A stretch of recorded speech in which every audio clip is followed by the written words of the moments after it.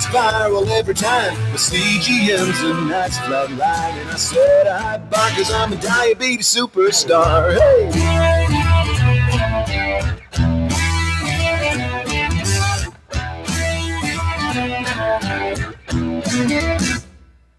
Yeah, I got a podcast. Me and all my bros. No medical degree inside, but check out our ketones. If humble was a medal, I'd take home the gold.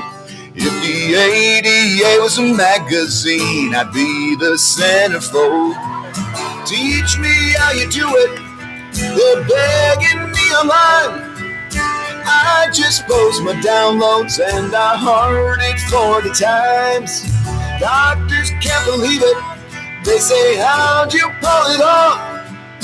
Nurse slipped me the number and said, boy, you're kinda hard. I got a big old truck and don't give a what time to range nuts. I'm never high or low and just ask my endo.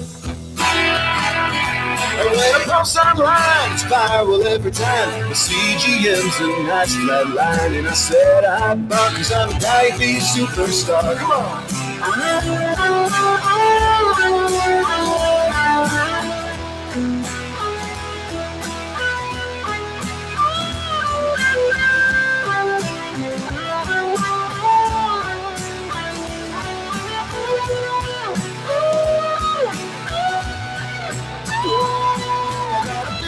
And don't give a what time range nuts. I'm never high or low, just ask my endo.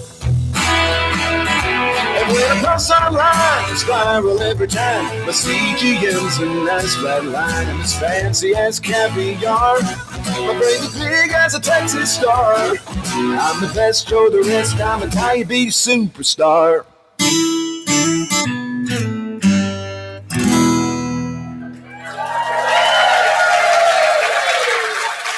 Thank you. Yeah, we have to give a special shout out to Eric Berg, who is our singer-songwriter, editor, videographer, and he's going to be. He has his Beatles cover band tomorrow night, right here. Tonight. Yeah, did I say tomorrow night? Yeah, tonight. He's going to play 2 nights in a row. So the one funny story I'll tell about that is the part where I had to do the cowboy hat thing. It was just Eric and I filming on this dirt road. And he's like, just get up on that hay, and hold your cowboy hat and take off your clothes. I was like, all right. But at least 3 cars come driving by, right? And I just have to pull the hay to the side of the road, and they kind of would drive by and be like, okay, let's try it again, and run out there. But we got it done. All right, so we got to cram a lot in here because, we're talking about, what's new in type 1 diabetes. There's a ton. And again, we're going to go through a lot of sections, but everything that we talk about, we'll do a couple minutes on technology, but we'll have a whole dedicated technology talk, whole dedicated kind of cure-based talk. So again, this is just kind of skimming the surface, but getting a little deeper than we did last night. It's an overview of the whole conference, but not quite because we have so many other lectures going on. So, I'm Jeremy, this is Steve. We met last night. Hopefully you guys have seen our videos and things like that. By the way, do check out our YouTube channel. We have a ton of videos. Like, subscribe, comment. We do read all the comments, respond to them. So please give those a watch. So Steve and I have a lot in common. So I did this last year. I changed it up a little bit. But which of these is not true? And don't yell out the answers. If you do, you're going to be in trouble. So just silently read these with us. Maybe I can get some points for this game. Yeah, exactly. So we're both diagnosed at 15. Think about it. Is that true? I don't know, maybe. We're both endocrinologists at UCSD. Okay. We both did our training at UCSD. We both work at TCOID. We both love donuts, Rocky Road ice cream, and rabbits. We want a cure for type 1 diabetes. And we are the reigning world champions in men's pair figure skating. So I think I can tell from the laughter that you guys obviously know that this is the answer. So Steve's more of a rabbit guy. I'm more of a dog guy. I have some pictures to show this. And I'm surprised you guys missed this. This happened not that long ago. Now, you might not have seen this because men's pairs is not recognized yet on the International Olympic Circle. But you can see we were wearing our gold medals there, and people are going wild. And the form of Steve was pretty good. Like, pretty amazing. You know what? I still got a bruise right here. Yeah. You know? We held that for a long time. So Steve is a rabbit person. He just got this rabbit, and guess what? His name's Bentley. He's less than a pound now. So I love my AI images, so I got Bentley here driving a dog. So Steve's the rabbit guy. I'm the dog guy. So we just got a little pup named Daisy, which is why I'm actually a little tired, because we've been up at night with this little one. But she's about 2 pounds and adorable. So if you missed that one, now you know we do men's figure skating, rabbits, and dogs. Now you know. Okay, so we're going to talk about the bad news first. Why are we here? Type 1 diabetes is not an easy disease. It's a real slog. So what is let's level set of what the problems are with type 1 diabetes. So first, Steve, it says 2 out of 10 people with type 1 get their A1C less than 7. Yeah, and that is really true. We don't walk around the room here and people brag about their A1Cs. It's a tough condition. And what's the hardest thing about having type 1? Preventing those post-meal spikes, the fear of being low, access to your doctor, access to the best hybrid closed loop systems. So there's a lot of roadblocks for people with type 1, not only people who have good health insurance, but also those folks that are underserved. So that means that 8 out of 10 people aren't getting to goal. So if you're one of those people, you're actually in the majority. This is a very difficult disease. Yep. A lot of reasons why it's tough to get there. This is a newer one, but 2 out of 3, not this crowd, you're all perfect. 2 out of 3 people with type 1 are either overweight or obese. It's something we typically think about with type 2 diabetes. Speak for yourself. Yeah. But, we all grow up, we're adults, we live in the American culture, we can eat the things we eat. It's difficult to exercise with type 1 diabetes. There's a lot of reasons that people with type 1 actually struggle with weight. Still, hypoglycemia is a big problem. There's this perception that, well, if you're on an automated insulin delivery system, it just takes care of everything, right? Still, 1 out of 20 people will go to the emergency room with like a severe low each year. This is a big problem. And similarly, DKA, Steve, that's still a problem, right? Yeah, it's a big problem. And it happens to people who their only time of getting DKA when they're first diagnosed could have been 20 years prior. But it can happen, and that's why we're going to talk about the new technology. But the other thing too, Jeremy, we are getting older, thank goodness. That's the good news. We saw that yesterday. And as folks get older, I don't care if you have diabetes or not, have a tendency to gain weight. So that probably has something to do with it as well.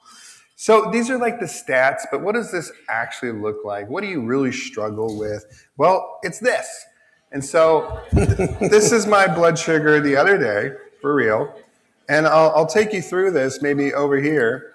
So I'm going along, my blood sugar gets low. Guess what? There's pizza in the fridge. That's a good thing, right? And I need it, like I'm low, so I don't need a bolus for that, right? Well, of course, then I go high.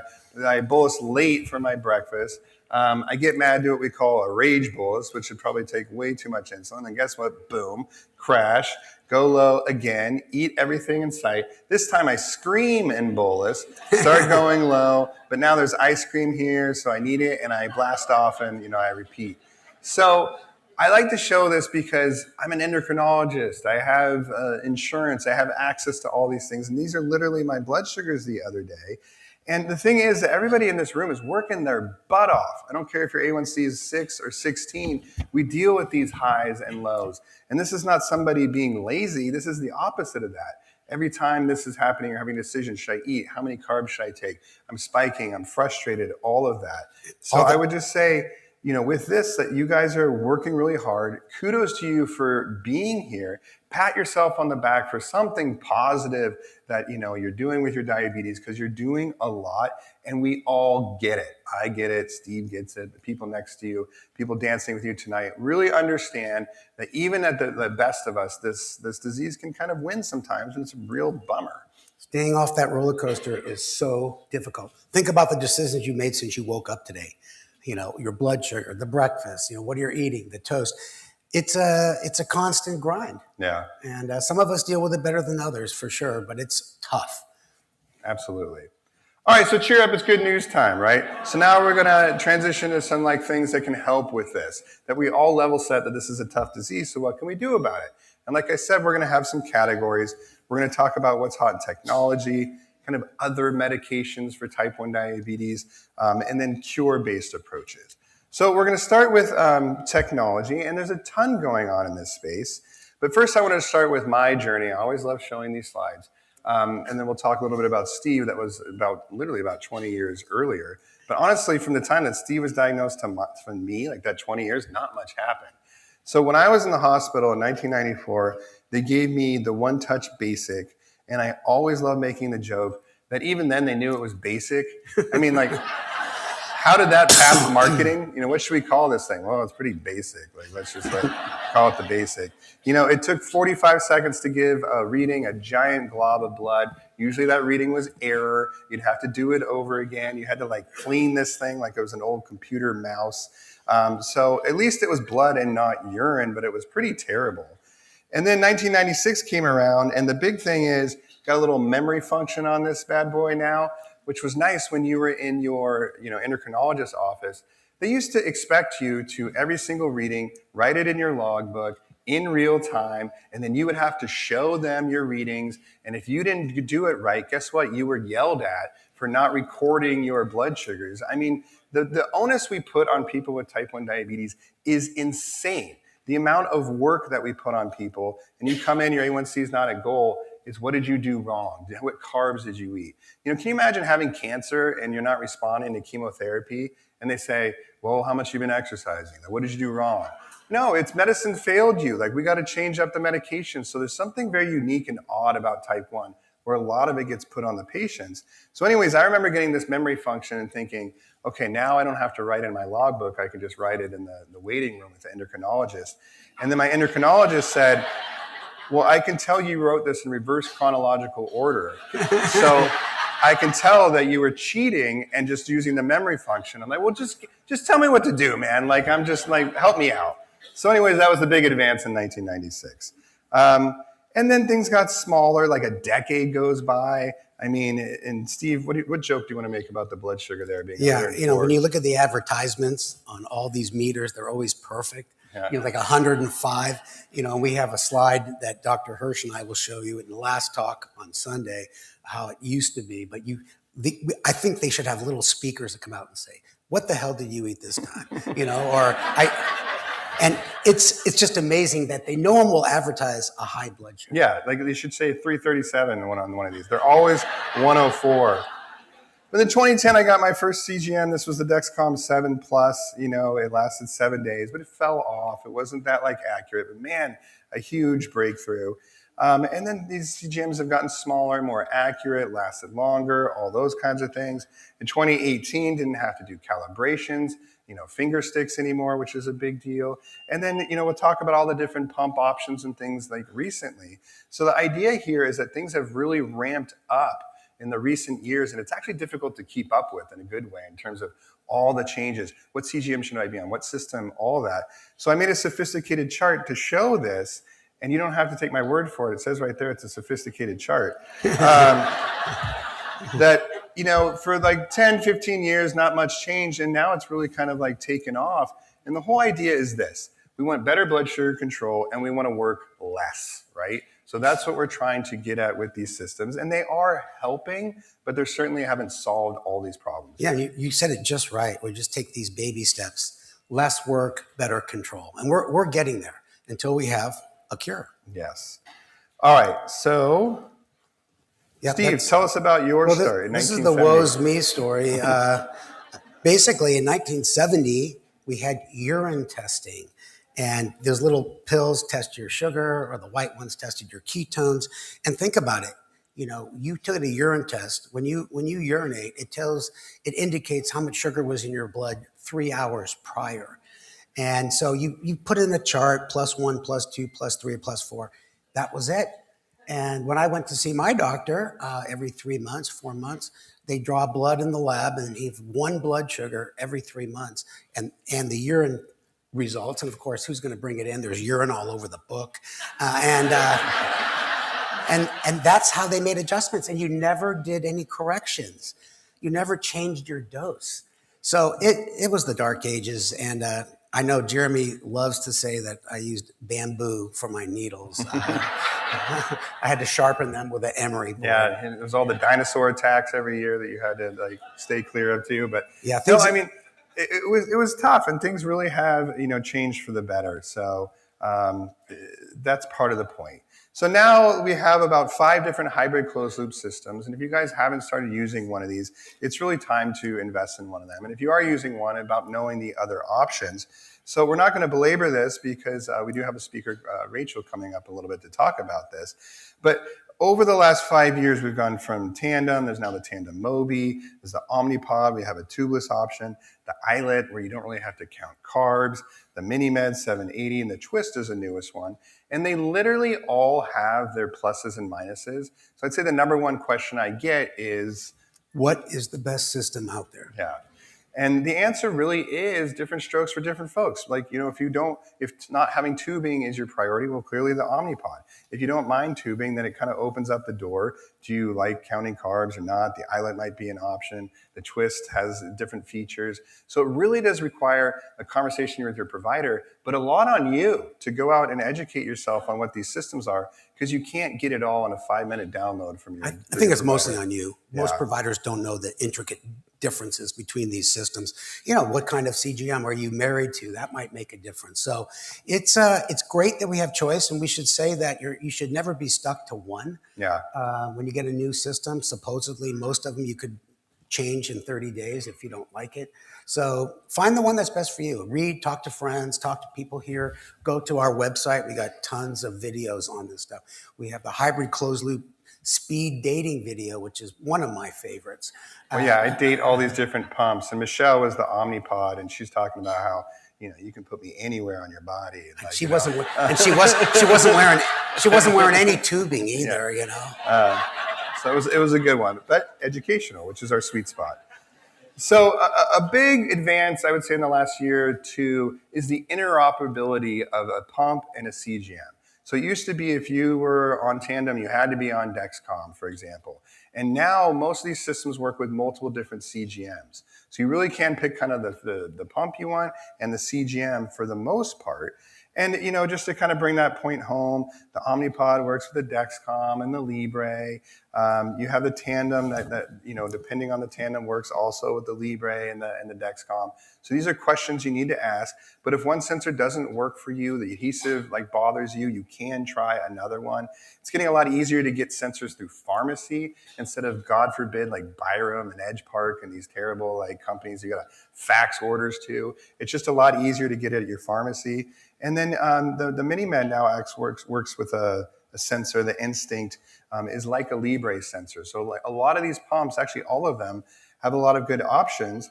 And I highlighted the Senseonics here, Steve. You want to tell us about that? Yeah, Senseonics is the implantable 365-day continuous glucose monitor that gets put under the skin. You still have a transmitter over it, and now it transmits its numbers to the Twist. So it's finally got involved in the hybrid closed loop game. Prior to that, it was people on MDI that maybe did not want to wear a hybrid closed loop and maybe more active, swimming, stuff like that. But it does have advantages, and once again, it's different strokes for different folks.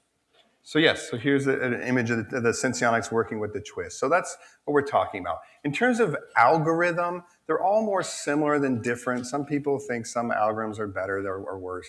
But mostly the choices here are less about, are my blood sugars going to be better, and more about lifestyle things. Does it go to my phone? Does it work with an iPhone? Does it work with a sensor I want? So there really is no best sensor, but start to, all of them are here in the booths. Go talk to them. And to this point, we have a video of me on Tinder, essentially, shopping around for a new CGM. So let's show that, Eric.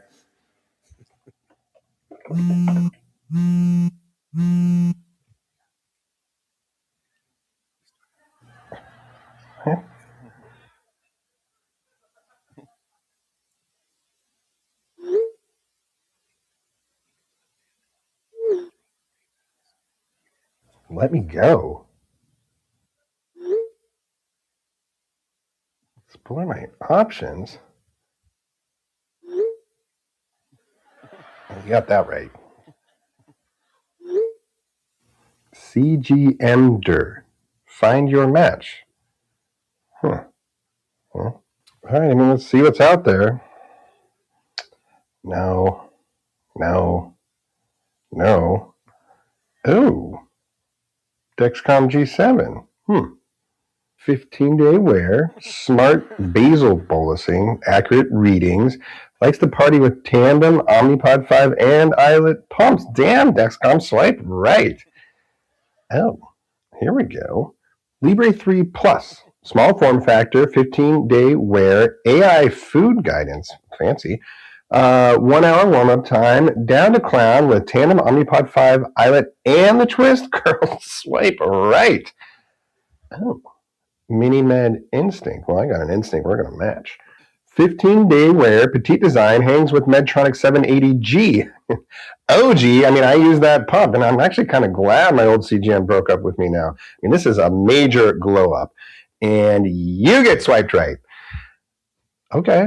Ever since 365. Well, this looks a little different. Implantable under the skin. Sounds fun. 365-day wear. That's like a whole year. Is Bessie's with the twist and on-body vibration alerts. Swipe right. Okay. Well, thank you. We obviously have a lot of fun making these and making the images and stuff, but me working with ChatGPT, make this Dexcom a little sexier, and I would get messages from Chat. It's like, this violates our, but we got it done. So we already mentioned this. The system that's best for you is the one that's best for you. But do shop around. We've done the speed dating video, the Tinder thing, because we like this idea of don't marry your system, kind of date it, figure out what works best for you, and you can change. You can have a divorce, too.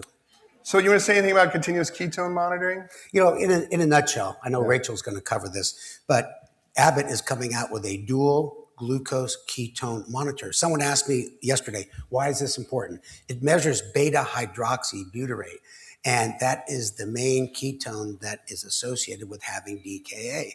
And a lot of times, DKA can come up and fool you, especially if you haven't had it for a long time, or if you're on an SGLT2 inhibitor, or your pump line comes out, and it could negate an unnecessary visit to the emergency room, even hospital admission. Because once it alerts you that you're getting high, you pay attention to it, you do the risk mitigation, glucose, insulin, carbs, and it can really help people avoid these pretty serious situations. Yeah.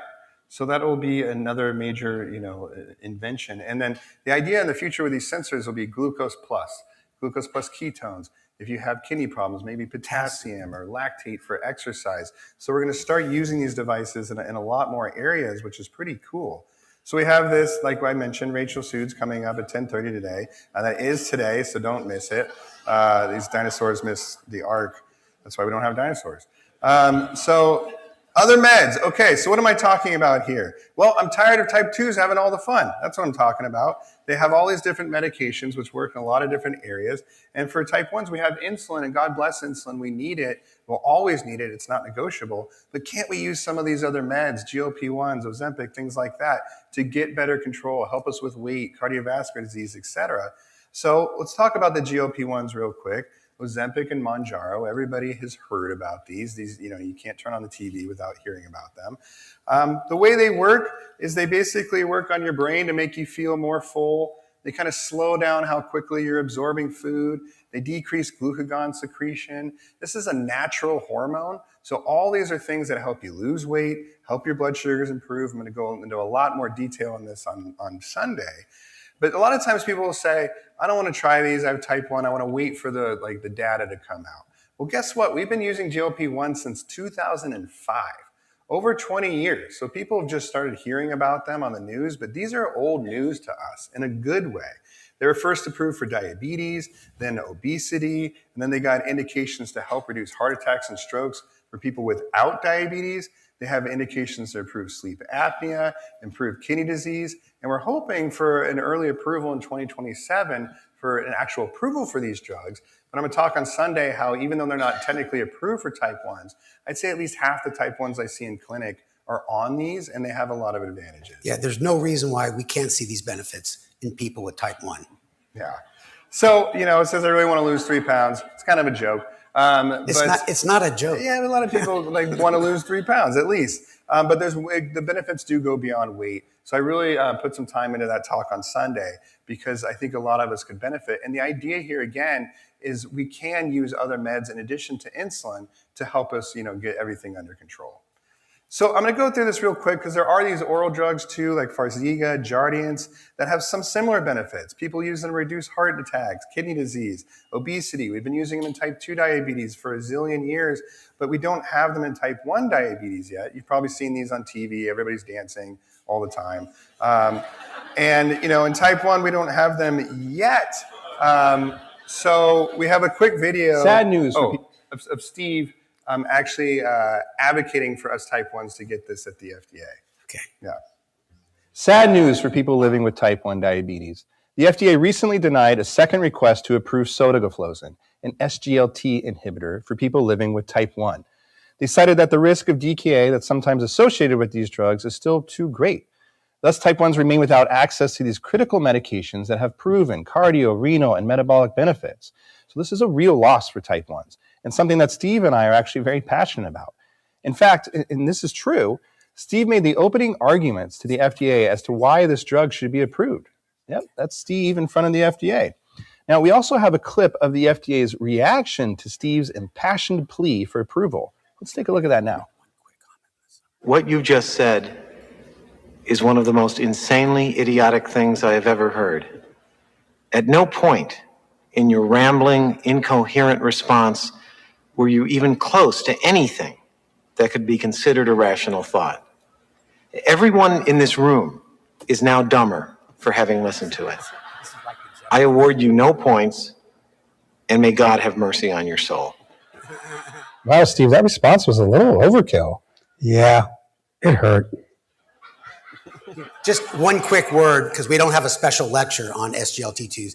These drugs are tremendous, especially for preventing the progression of kidney disease and heart disease. Not so much a weight loss drug.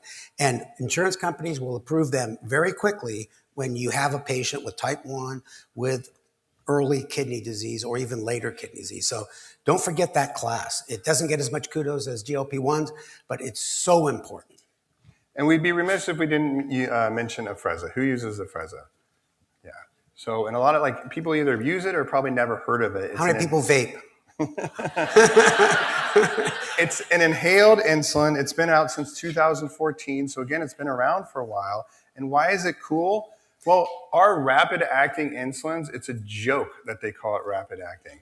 It takes 30 minutes for it to even start working. They peak in about 2 hours. They last 4 or 5 hours. It's like steering the Titanic. So no wonder why we have spikes after meals when we have pretty crappy insulin, to be honest. And Afrezza gets in your lungs, it starts working almost immediately, and then gets out of the system very quickly so you can dose it much more precisely. So people use it, to correct those stubborn, sticky highs. People use it in combination with their AID systems. There's no wrong way to use it, and it is a fantastic tool that is very underutilized. Yeah, it's just been approved for kids, 6 and older. And think about this, when you're at school with social events, sports, in front of your friends, it's so nice. And it also is very helpful for exercise. When you have unexpected exercise, it gets out of your system. So I think it's been underutilized. It's been available for 12, 14 years, and many doctors don't know about it. So it's really up to you. This is one, you really have to advocate for yourself. A lot of times you'll say, I want Afrezza, and they've never heard of it. So they'll say, I don't think it's for you. We got a ton of videos. They just don't know what they're talking about, to be honest. So you have to educate them. We've done a lot online. We've done podcasts on this. So educate yourself about it because it's a great, great drug. Then quickly, if you don't have a glucagon prescription, make sure you have one. The Gvoke is more like an EpiPen. No more mixing anything like that. Baqsimi is a nasal spray. They say it's like a shotgun and going off from the back of your brain. But hey, if you need it, you need it. And both of these are better than that red suitcase that we used to have. And it had 17 pages of instruction, when your friend's having a seizure. So these are way, way better. That's a great video. We're going to end here and just kind of verbally talk about some of the cure stuff because Aaron Kowalski is going to come up and go through this in detail. But I'd say 3 main things. We now have Tzield, which has been approved to delay the onset of type 1 and in people newly diagnosed with type 1 to help preserve insulin production. And I'll talk a little bit about some gene therapy and islet cell approaches. But anything you want to say about TZIELD? You know, TZIELD was the first disease-modifying therapy in history. And I remember you talked about that, wrote an editorial about how important that was. So now we can get people before they get type 1, that's stage 2. But very importantly, we now can give it to people with new onset type 1 diabetes. The label is limited only up to age 17. We hope it goes to people that are older because a lot of people get type 1 later in life. And it's tremendous. And there's a lot of companies following in their footsteps trying to do the same thing. And so, because we can delay the onset of type 1, the way to find out if you're at risk is get these antibodies screened. And the first people that should get tested are relatives of people with type 1. So call all your relatives that you like and tell them to get screened.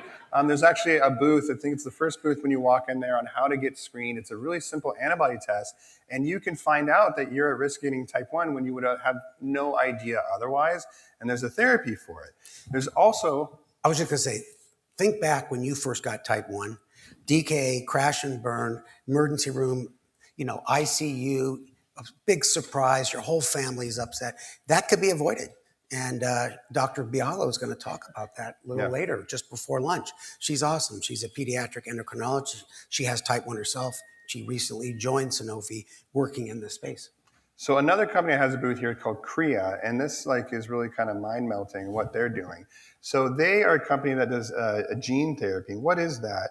Well, it's basically you take an inert, harmless virus, and you can put genes in it. In this case, it could be insulin and glucose sensing genes, and then actually inject it into muscle tissue. The virus essentially gets into the muscle, can release these genes, so your muscle can start secreting these proteins. Could be insulin, could be other things. So in that approach, you kind of turn your muscle into, let's call it a little beta cell if you want. Don't need immunosuppression. Good news is that your muscle cells tend to last for your lifetime. So getting towards one and done idea that you could get this injection and start having your muscle cells actually make insulin or other proteins is pretty wild, right? So they're actually looking to go into their first human clinical trials in the next month or two. So we've been doing these talks for a long time, and it's always 20 years from now, we might do this. There's a booth here. Go talk to them, learn about this new therapy in type 1 diabetes, which is amazing. And then the final category I would say is islet cells. We're actually taking islet cells, the cells, beta cells that make insulin, infusing them into the liver, having them, take up residency there, can essentially cure type 1 diabetes. Problem there is you still need immunosuppression, but that is really advancing too. So it's, we always joke that when we were diagnosed, how long did they say until we'd have a cure? 15 to 20 years. Yeah.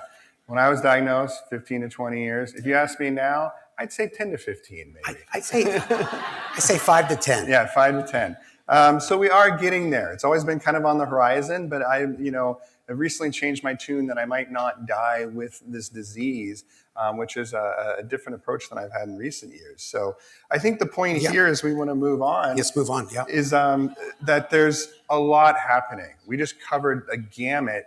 And again, in years past, it was how are we going to stretch this into 30 minutes? And now it's man, we got to grow through technology and these drugs and these cure-based approaches. Thank God we have other speakers to come up here and go through this in detail.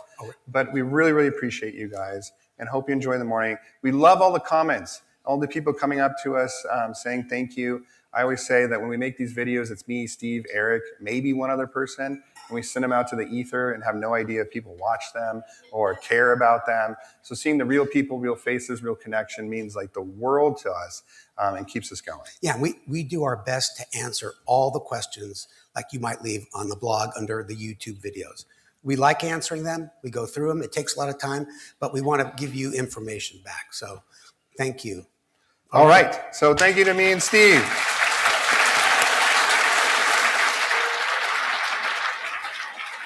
So our next speaker is someone who's been giving a voice to the lived experience of type 1s for more than 2 decades through her writing books and her groundbreaking 6 and Tell Me blog.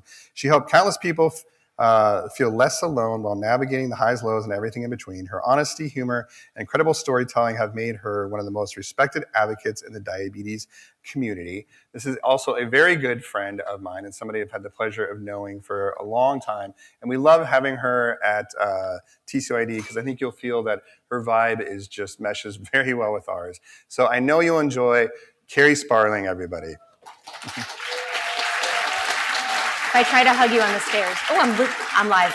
What's up? All right, hold on. This is very scary. Hi. How are you? I have a reminder to slow down because I have a tendency to talk very, very quickly. So if I start to steamroll and I'm going too fast, you can't stop me. So hopefully I just will read this and figure it out. And I'm also hyper mic'd. I have like so much gear on right now. I have this mic and this insulin pump and a Dexcom G6. And if you're still wearing your G6, hell yeah. So we're going to be talking about the not so talked about emotional grind of having diabetes because it's an emotional, you knew it was emotional, right? So my name, you knew it was emotional, right? None of these questions are rhetorical. They're all literal and I want answers to every single one.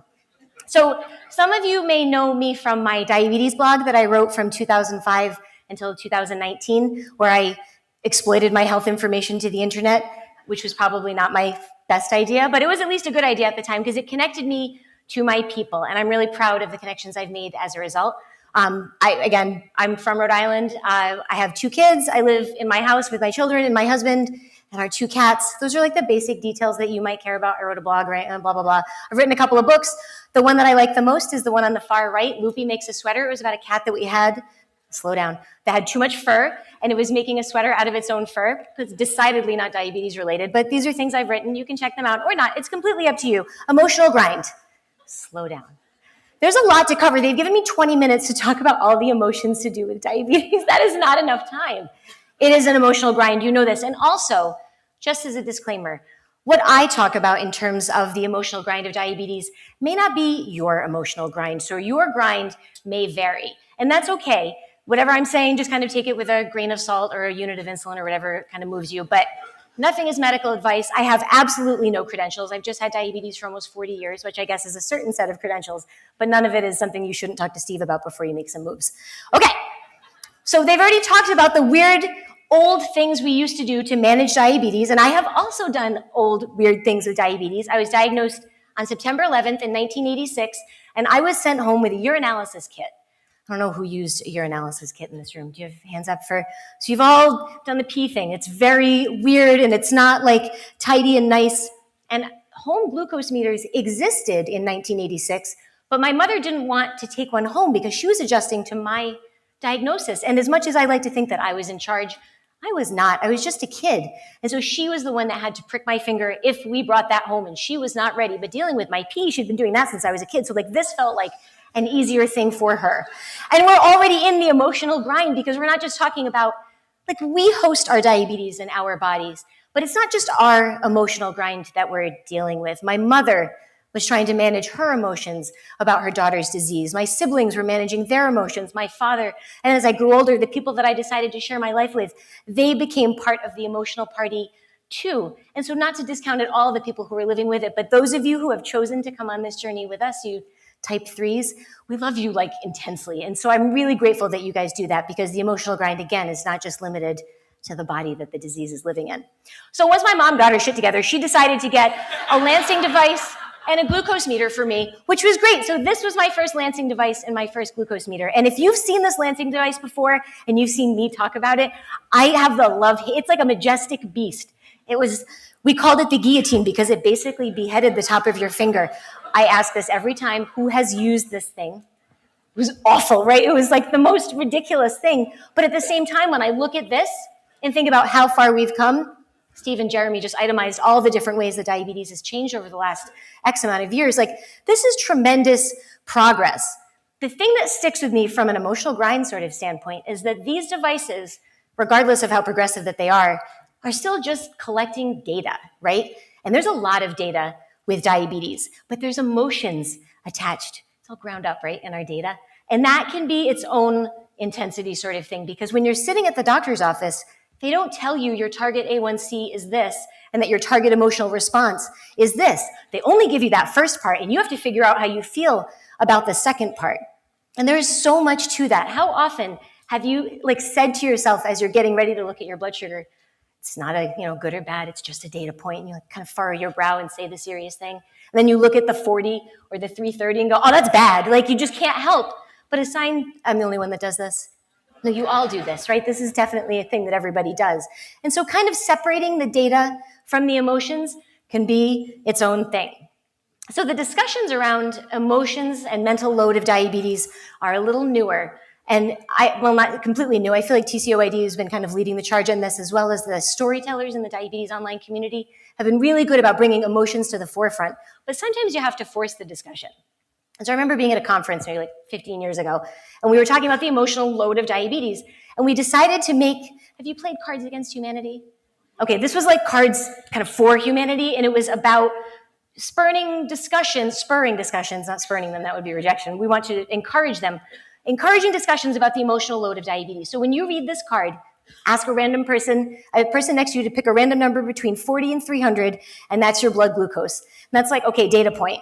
But then your response to that data point, how do you explain that the number is not 100? There's that guilt, there's that fear, there's that emotional burden attached to a number, and you have to carry that with you even when you're prepping to get the next number. And people who aren't living with diabetes don't generally think about that. They're like, do you get your labs run? Do you see your endocrinologist? Do you go to cool conferences with people with diabetes? Yes, yes, and yes. But you're still carrying that emotional burden. And I don't want to be a downer. I reject the idea of being a downer, but there are some little downer moments to managing all of the data. So when you see a 3-hour graph, this is a banging graph, right? This looks great. Everyone loves to post these on social media because they look really delightful and lovely. And when you are posting it, you're like, what a badass I am. Look what I've done for 3 full hours. And you feel really good about that, but you also might feel like a little bit of a fraud, so there's that too. Because when you get to this guy, the 24-hour version, Jeremy showed his before with the peaks and the valleys. We're educated people. We know what it should look like, and we also know that it doesn't look like that all the time. And there is that emotional weight to that too. When this guy popped up on the screen, did you feel that gut punch of that day must have sucked for the hypothetical person standing on stage in front of you whose graph that may have been? That was mine. That's a lot. That is a lot to manage. Explaining this to somebody, oh, what did you do? Oh, what could you have done differently? Just to carry all of that when you're also doing the task list of diabetes. It's not like a yearly disease, and it's not monthly. And you can say daily, but that's not even enough because it is moment by moment. And again, when you think about it, that can feel really, really intense. And it can kind of bring up those guilt and fear feelings with your diabetes management or whatever word you want to use to cover it. And that's a lot too. We don't talk about the guilt and the fear, but we all know that we feel it at certain points. The guilt of what could be coming, even with all of these advancements. The fear of what could happen. You feel that, right? And you don't want to, right? We're not looking to feel guilt and fear. When we're diagnosed and they give us a list of things that we're supposed to do, and then a list of complications that can come up as a result of not doing that. I don't know why they're doing it like that, but that's a really intense thing to be handed at the same time that you're told, oh, and by the way, you'll have this forever, right? It can be a lot. So what you have to do is acknowledge the guilt, right? Sit with it a little bit, even acknowledge the fear. Talk to your friends, talk to your community, the people that you're meeting here. And then you use your laser beam eyeballs and you just have to blast that stuff down because otherwise you will just feel overcome by this. And it's very easy to get into the mode of feeling overwhelmed by guilt and fear. Slow down. Okay. Sorry. Because I can't go really fast if I'm talking about what sounds like the worst soap opera ever, the sads, the lonelies, and the overwhelms. You just want to be whelmed sometimes, right? Not overwhelmed. But it can be very intense. I remember when we were talking last night and they were discussing the groups, the segmented groups of people. If you're, 4 years and under, you're a newbie, and then you're seasoned, and then you're a pro, and then you're a legend. Is that the order, Steve? Yep. Okay. Well, a couple years ago when I was here, you were a legend when you hit 30 years or more. I don't know why they changed it. I was really mad about it because my diabetes is about to turn 40. And I was like, well, I wanted to be a legend. So I stole one of the legend bands because I eventually want to get one of these things. I know I have to earn it, but there's a little bit of good emotional kind of joy that I get from knowing that this is the goal that I'm working towards. And it kind of keeps me out of the sads, the lonelies, and the overwhelms. Because what kind of pushes you there, I know you're reading the slide and listening to me talk, so I will talk slower so you can read the slide. But it's like the diabetes serenity prayer. We're doing all the same stuff kind of every day, trying to achieve the same outcomes, but it doesn't always work. And you have to be graceful, or at least attempt grace, when you're trying to make this stuff work, knowing that you can't control every variable. Grant me the serenity to accept the things I cannot change, the courage to change the things I can, and the wisdom to always carry glucose tabs. And if you're special, you'll know what glucose tabs are pictured here. Did anyone eat these? They came in the foil packets. They tasted like lemon. They were the most amazing things. I've never seen them replicated. Does anyone have any on them? Do you have any? Oh, come on. They were so good. But it was one of those things, I love small joys. But like, we have to always be hoping for the best and like kind of planning for the worst, or maybe in reverse. We're doing all of those things. But the point is where we are allowed to have some hope. We have to like smush it in between some realism, right? So you have to make like a hope realism sandwich. And that's how we're expected and encouraged to move forward. It's a good looking sandwich. Because you have to find joy in strange places. So have you found any joy since you've been here? This is, again, not rhetorical, 100% yes, because you're sitting in a room full of people that absolutely get you. Like within 24 hours of being on property, I met 4 completely random, maybe not completely random, but completely random people with diabetes. I met Ari in the fitness center. You're over there. How's it going? She was diagnosed just a couple of months ago. And I'm like, you're already here? That brought me so much joy. And then I met Esther in the food line. I don't know if she's in here, but she was super cool to talk to. Then there was a guy at Ralph's yesterday whose daughter was standing with him. And he was like, oh, well, we have to say hi to this lady because mommy would want us to say hi because her mommy also has type 1. And I got to tell that guy that there were like 600 of us down the road having a coffee. He had no idea. I don't know if Kristen ever reached out about coming in. Michelle, if you ever hear this lady, Kristen, whose husband Jay met me at Ralph's yesterday, please let me know. He emailed me, but I'm hoping that, I don't know if you're not here, are you? That was like my secret dream that she would somehow be in the audience. But like weird joy, like joy in this shared experience. That's very awesome. I remember when I was at diabetes camp and I was like a wee lass, and they were encouraging us all to do our drugs together in a group, which is nice. And I was always reluctant to do my injection in my stomach. I was really, really afraid of it. Just grossed me out. Still kind of does. But the point was more, when I achieved that milestone, I distinctly remember sitting in like a little gazebo area. All my campers were watching me, and they all like cheered when I dosed my insulin in my stomach. And then, because email didn't exist, because the internet didn't exist, because I'm old and my diabetes is old, but I will be a legend someday, they sent a note home to my mom and dad. And they were like, she did her shot in her stomach, and she's so proud of herself. And I was like, yes, that is the joy in like taking care of myself.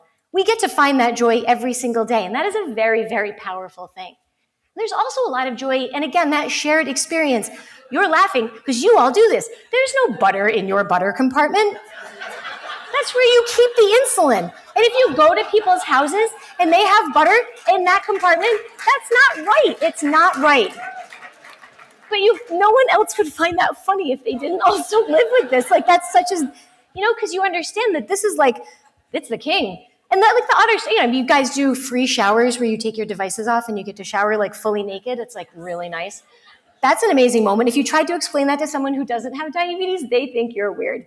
They might think you're weird anyway. But it's just, I think it's really powerful to find the joy in those shared experiences. You have to celebrate all of them, right? Like celebrate all of those small and large things. And it's kind of weird to celebrate every little thing, but at the same time, it's really life affirming. And so this is an aside, but like work with me for a sec. So I got an email from my cat's vet that said it was my cat's birthday coming up.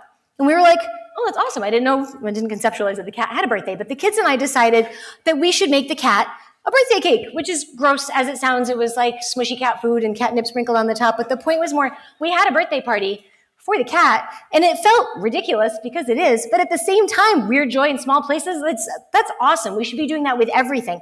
And I really lean into that when it comes to like diabetes anniversaries, or your diaversary, right? Do you guys mark your diaversary? Yes? Do you like have a party, or do you just quietly reflect, or do you just blow it out or a variance, right? So I think it's really important to celebrate those things. And like I said, my diabetes will turn 40 in September. And I'm not sure what sort of party I want to have for it, but there's a part of me that wants to make a cake, not like a catnip cake, because again, that would be disgusting. But like to sit with the fact that I've had this disease for 40 years, and I still feel relatively like fine, almost humbly fine, I think there's a real joy to that.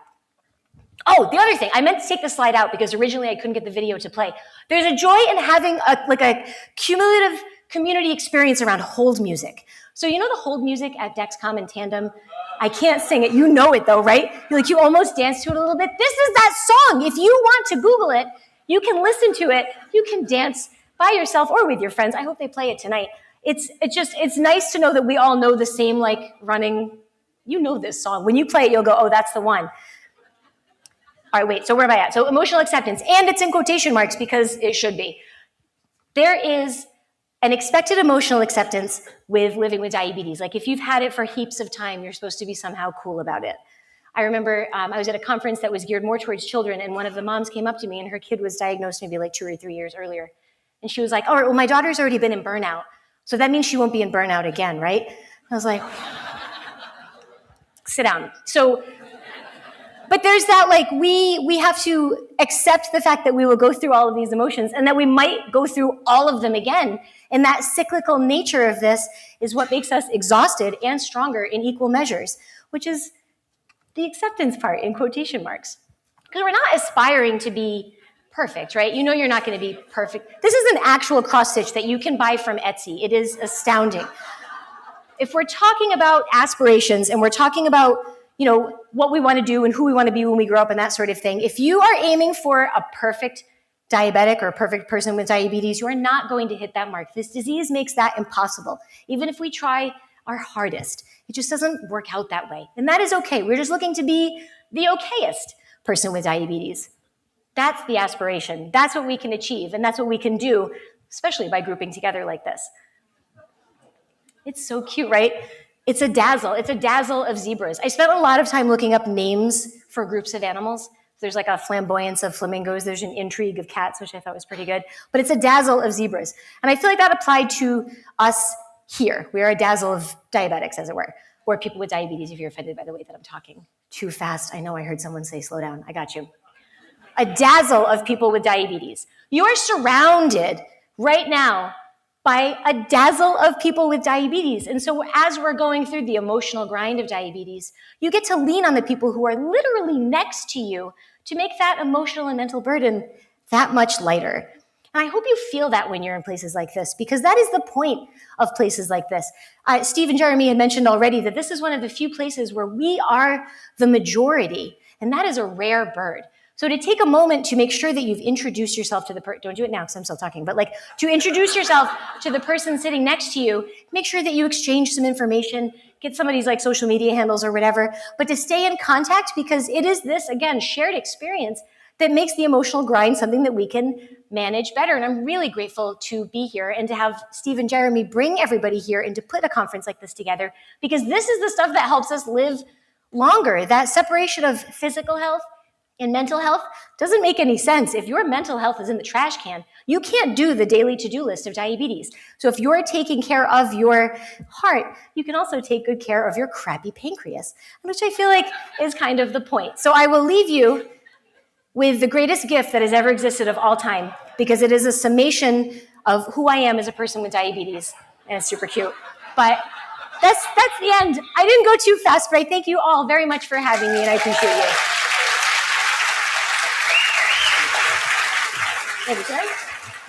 You look perfect. Okay. Thank you, Kerri. Really a special person. Check out her blog. I have the honor of introducing Rachael Sood, who I met a couple years ago at the American Diabetes Association meetings. I started following her on Instagram and realized she is an amazing diabetes expert. She's a nurse practitioner, also an ultimate educator, and she's online a lot and talking about technology and a lot of other things. And I want to give her an award sometime. It's called the Honorary Diabetes Degree. Only a few people have it. And it basically, it's someone who knows what it's like to live with diabetes, but you don't have diabetes yourself. And the last thing I'll say about her, we did an interesting podcast, and she has a practice in New Orleans called the Diabetes Collective. And it's kind of like going to a spa. I got permission to say it like this. You go in and you you pick what you want. I want 2 hours to learn how to use this new pump. I want 30 minutes how to use a Frezza. I want, this amount of time. And you basically pay for what you order. And people are very happy when they leave her clinic, and their skin looks great too. Rachael, come on up. Let's give her a round of applause. Aww. Thank you for that. Oh, yeah, help me up these stairs. Hey, everybody. I am so excited to be here. I actually brought some stuff to give away, so you have to stay till the end because I'm going to give away some cute hats and fanny packs, and it's only going to be for people with a certain glucose reading. Isn't that funny? And I get to pick. So it's my favorite number, so pay attention, okay? It's in the slide deck, and there will be hints. I love Coke and Diet Coke. I actually do half and half. Do y'all mind if I have a drink on stage? I figured you wouldn't. Interestingly enough, when I went to nursing school, I had enough money. Like, my mom is a nurse, my dad is in contracting, but I needed a little bit of extra money, so I applied for the Coca-Cola scholarship.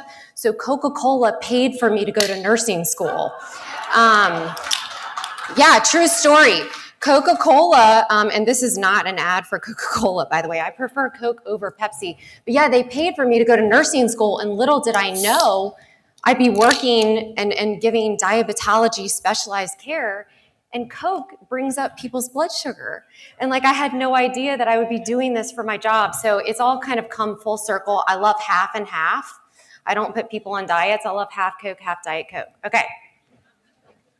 So now that we've got that settled, I am so grateful to be here and feel probably just so honored and humbled because you are all the ones that understand my job and why it's so emotional and so important. My pancreas works at full capacity, but I really do like people's that don't. You're my favorite people. You have so much gratitude, and you understand what I do for a living. With that being said, I want to talk about, I know this retreat is 1, and yes, 1 is the hint of the number, okay? So follow along if you want a prize at the end, okay? I am just one person, and I am just one nurse practitioner, and when I began in my journey of taking care of people, it actually wasn't in diabetes. It was in primary care and neurosurgery, and I kind of got bored. And I know you're like, how did you get bored? But I started finding that a lot of people in South Louisiana and in New Orleans had diabetes, and I had no idea what I was doing. I was just prescribing insulin blindly. I had no idea what I was doing. I was in my 20s. This is 20 years ago. And everybody's A1C was 14 and 17% and whatever. So it's how can I hurt them, right? Because it's you're already bad off. So here's some Lantus, bye. You know what I'm saying? 10 units, 15 units, your A1C is already high. So this is before CGM. This is before insulin pumps. And I literally had no idea what I was doing. And that's one thing today. I am here to publicly admit that I had no idea the difference between type 1 and type 2. I had no idea. But I started liking practicing diabetology, and I noticed a lot of people around me didn't, and I was okay, I kind of like this. So started in an endocrine practice, and it was not easy. In fact, this is how I felt, obviously an AI-generated image. But that is how I felt. When I started working in endocrine care, I felt like this, tied down. And it reminded me many times, kind of they were joking yesterday at CVS, if you came to the registration, the welcome thing, they were talking about when you go and you're waiting for 30 minutes or an hour to get insulin. And it's my God, nothing changed. I need insulin to survive. So why do I need a prior authorization to stay alive? What the hell? Doesn't make any sense. And it doesn't make sense to me either. So this talk today is about diabetes technology, but it's more about our journey in diabetes technology. And so you know what happens and how I feel on the other side.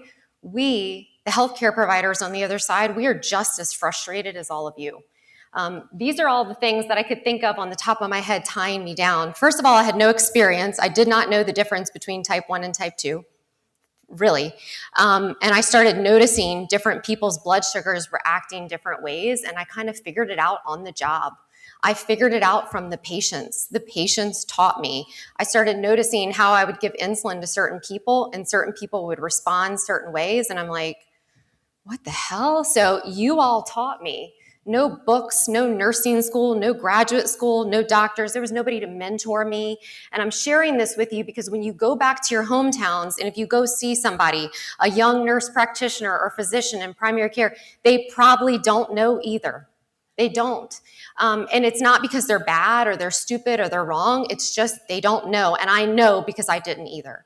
And I want you to know, and that's why we're all here, so we can come together and mentor each other. I am learning. I've learned so much in 12, 15 hours that I've been here. It's insane. So please keep teaching me, because the more you all teach us, the more we can help other people. Insurance ties us down. Managed care systems, I was seeing 25 to 30 people a day. And as you know, if I had like a visit with one of you, we can't get anything done in 15 minutes. Like what are we going to do? Like refill your insulin pen, get you some Ozempic? Like what? It's going to take me 3 hours to argue with Blue Cross Blue Shield of Louisiana why you should have your Dexcom. Time, bureaucracy. There are a lot of people that are healthcare providers that provide specialized diabetes care. So it's not just endocrinologists. And, endocrinologists actually invited me here, so I'm very grateful. I'm a nurse practitioner and I have prescriptive authority. So I've been taking care of people as a healthcare provider. And I urge many of you to look outside of the box and find your tribe, find who you trust. It may be a physician. It may be a primary care physician that really gets diabetes. It may be a nurse practitioner. It may be a physician's assistant. We are seeing pharmacists. I'm also a DCES, and I don't know if half of you know what that is or not, but that is a diabetes care and education specialist. We used to be just registered dietitians and nurses, but more like NPs and physicians are getting that certification. So I work in this hybrid role, and I identify myself as a diabetologist. So these are all the things that kind of tied me down, but when I started out in diabetes care, this is how I felt. It was the dark ages. Number one, I had no idea what I was doing. Number two, nobody really wanted to mentor me because I'm just a nurse practitioner, right? I wasn't a doctor. I'm not an endocrinologist. Nobody wanted to help me, but I was hungry and thirsty to learn. And the patients, I saw a problem. All we were doing was doing finger sticks. And I was working 5 days a week, seeing 25 to 30 people a day. And this is like right when CGM was coming on board. And we would sit at the fax machine with the doctors at 8 and 9 o'clock at night after clinic, after seeing all the patients. And we would wait for all the glucose logs to come in papers.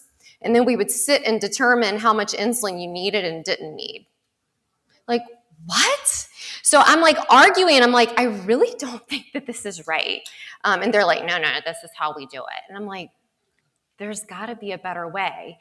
But I felt alone. I felt very alone, and I felt blinded because I was. And I did not have, this is before CGM.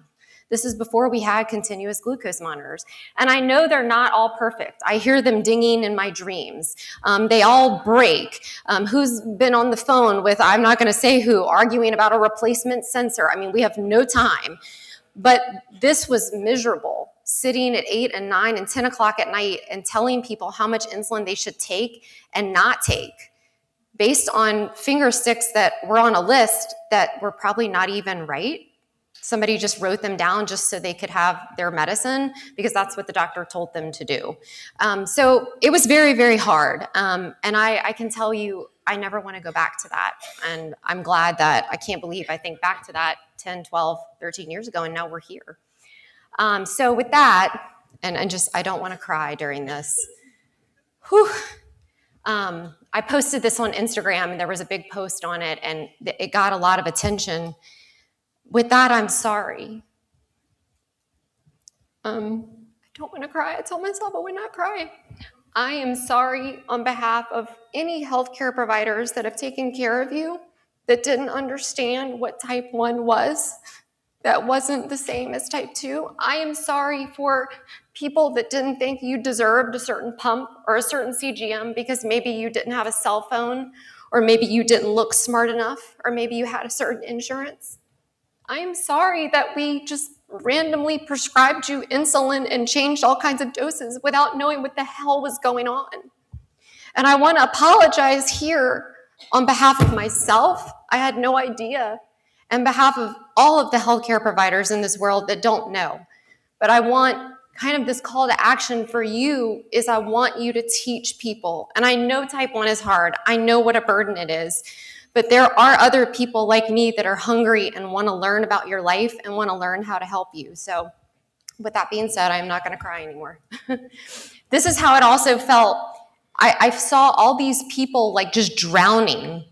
And of course, I didn't know the difference between type 1 and type 2, but I knew everybody was on like 800 units of insulin a day. And this is South Louisiana, so I'm not kidding.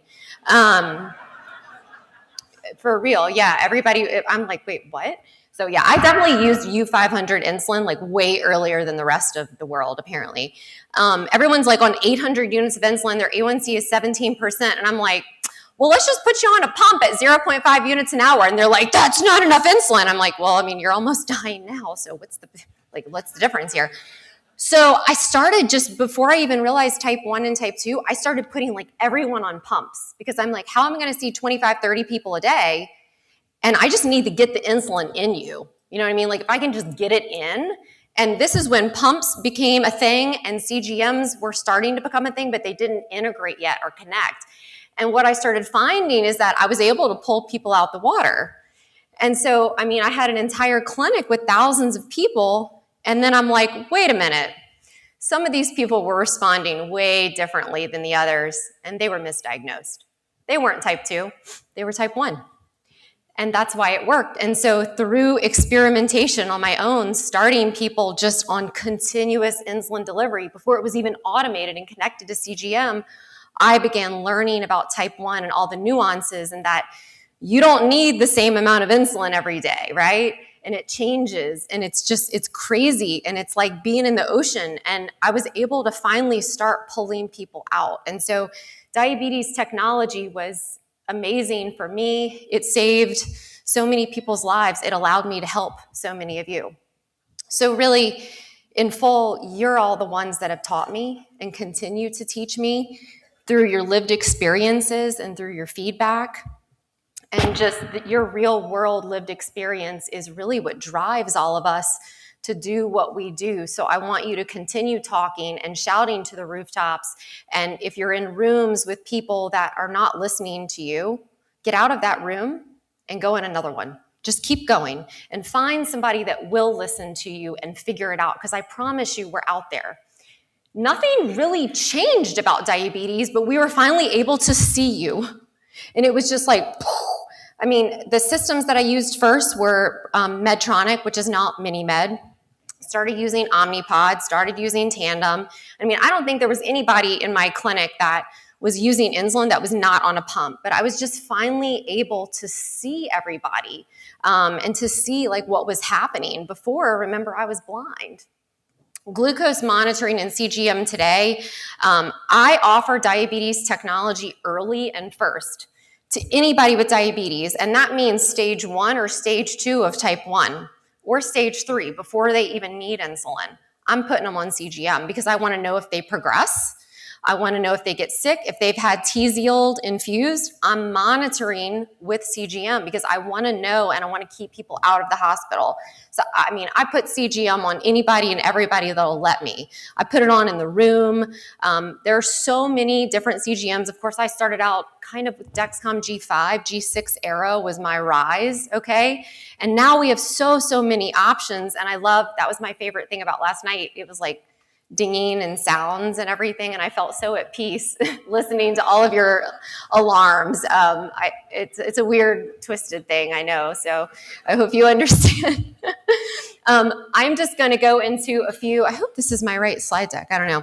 These are all the different pumps, and I think you know a lot of the different pump systems, and I'm just going to go through them. Oh no, this is not my right slide deck.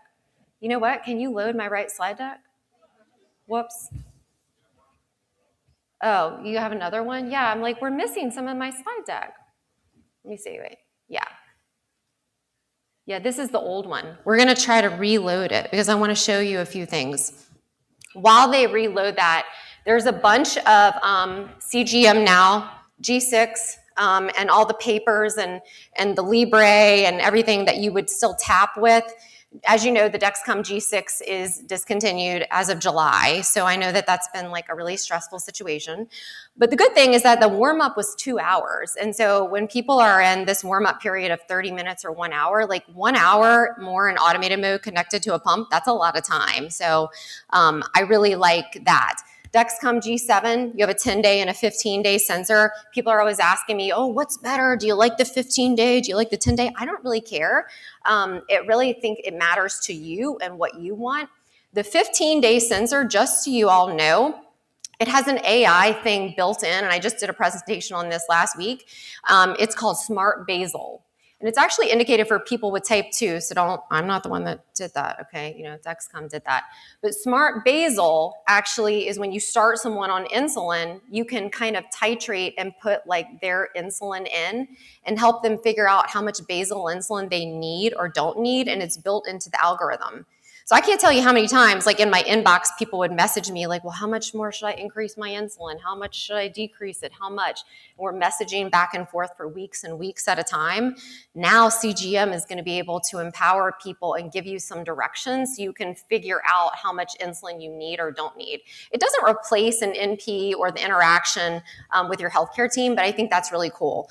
The Dexcom G8 is coming. We kind of touched on that in the entry discussion. Let's see if my new slide deck is up. Yes. Okay, here I am.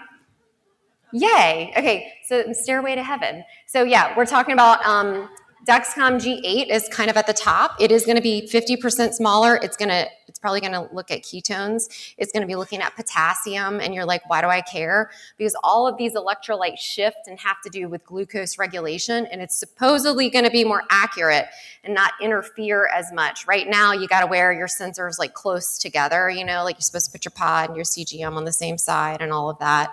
So I'm hoping that we are all hoping for more accuracy. The one in the middle is Eversense. Do I have any Eversense people? I mean, if you're comfortable, raise your hand. Let's just say. All right, so cool. Eversense. All right, so we have a few. Eversense is an implantable CGM, so it is very different. Really cool accuracy. It's implanted here in the deltoid. That's where it's FDA approved for. If you want to go look at it, definitely go check it out. It's implanted for a year. Put a little cut in your skin, a little bit of lidocaine in the office, boom. You do have to calibrate it for about 2 weeks. And then you can start like using it, and then it requires a calibration once a week. So if that's a problem for you to finger stick once a week, this is not for you. And I say that with, I'm being sarcastic. But yeah, I mean, I never underestimate the value of a finger stick. I love CGM very much, but what your blood sugar is at that moment in time versus CGM has a lot of power, because we know CGM is still, it's interstitial fluid. It is not the same as the blood glucose. And there are a lot of things going on and inaccuracies. So I love very much both. Over-the-counter CGM, that's that dark gray one, the ugly one. That's the one that I have to wear. That's the over-the-counter CGM. So I have used that. It's on Amazon. You can buy it. If people can't get their CGM or something, like they can just go buy it and put it in, I'm in Louisiana, so my life has been ruined by hurricanes multiple times, and I'm still living there. So that tells you I'm crazy. But you could put that in your hurricane, or evacuation kit or something, because some CGM is better than no CGM, right? And so I tell everybody to get it. That's not on FDA approval, but you know what? In this room, we get to talk about whatever we want, which is the awesome thing about being here. So yeah, that CGM does show, and it's the same login ID as your Clarity account. So if you did use that, it is not on label for use of people that are on insulin, but like, if you put it on, like, what are people going to do? Libre Duo is coming next. So that is going to be a continuous ketone monitor, glucose and ketones. I do not think it's going to integrate initially with pumps. So I am a little like, about that, because I'm like, well, who's going to wear like multiple sensors, and how is this going to work? And is it going to be expensive? And is it going to get to the people that need it? because we know that there are a lot more people than others that are prone to diabetic ketoacidosis. I think it's going to be like CGM was. When we started using CGM, we were getting all this information. Suddenly we were all seeing your glucose and we had never seen it before. So that's what's going to happen with the ketone monitors. We're all going to start seeing different levels and your glucose, and kind of, I think we're all going to be learning, both healthcare providers and patients. So anyway, that is my journey in CGM, and it's crazy how I started out sitting on that stack of papers at a fax machine, 8 o'clock at night, arguing with endocrinologists that didn't know what they were doing. All right. All the insulin pumps. Lots of you are on different systems. It's been really fun to watch all of you. I can't wait to get in the pool and see all the pumps and everything. Hopefully they don't fall off. For the purpose of this talk, I'm going to kind of focus on just the US-based pump systems because that's where we are. And believe it or not, we in the United States are so lucky. We have access to the most diabetes technology in the world. I know things suck, and I know it's hard, and I know things are expensive, but we have so much more access than other countries, and for that, I'm so grateful because I get to prescribe and start people on pumps. And every time I start somebody on a pump, it's like magic because they're getting something that they've never had before, and that feels amazing and empowering to do that for people. So here's a few of the systems. I think I'm doing good on time. Okay. Medtronic was the first system that I started with because that was all that I had. And so I think I sent the Medtronic team to Hawaii like twice or something. You know, they won. I never went to Hawaii. I still haven't. So anyway, I started with the Medtronic pumps. They did not connect to CGM initially, but that was continuous insulin. And at least I was getting insulin into people when they were not able to get it or effectively do it with MDI. Some people are on injections, and they do sometimes better on injections than pumps, and y'all know that for those of you in the room that have tried both or maybe kind of take breaks in that. They also have come out with a new pump Flex, and I've seen some people wearing Flex. This one does not have the traditional buttons to manage everything. It is on the app. And then MiniMed also has announced their new tubeless pump, which is right below that. So they are going to be having a new algorithm. It's called Vivera. So there's just a lot of technology happening really quickly. Also, smart pens. Anybody using smart pens in here? Not a lot. Okay, I love a smart pen. Love a smart pen because it's just like a pump. So this one is called the MiniMed Go. It does connect with the app. It does integrate with CGM. So, I forget to take my vitamins and stuff like that. So I know sometimes you give insulin and you're like, did I already give that? Whoops. And so this helps that situation. Like you're like, did I take my 4 units before lunch? And so when you use this pen, you click it and it logs with the app. So you can actually look at your app and see, oh, I already gave my 4 units. That way you don't do it again, unless you're rage bolusing, and that's a different situation. If you need to do that, go do what you need to do, because I know you're going to do it anyway. Omnipod, definitely one of my favorites, probably one of my most asked for.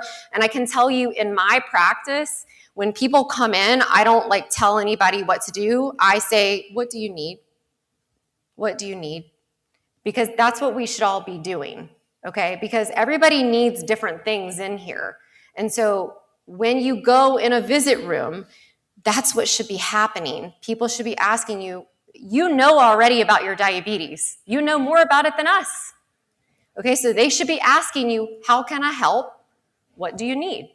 Okay, what's not working? Because we don't need to go through what is type 1 diabetes and this is 2026. So a lot of people do ask for this. This is the only tubeless system automated on the US market. It does connect to both a PDM and a cell phone app. So I do love that. It's very easy for those of you that are on Omnipod. It's probably the easiest one to start. I'm a certified trainer for Insulet. And I mean, it's amazing. I had a girl last week, young girl, in her 30s, has had diabetes for 20 years and has been on injections.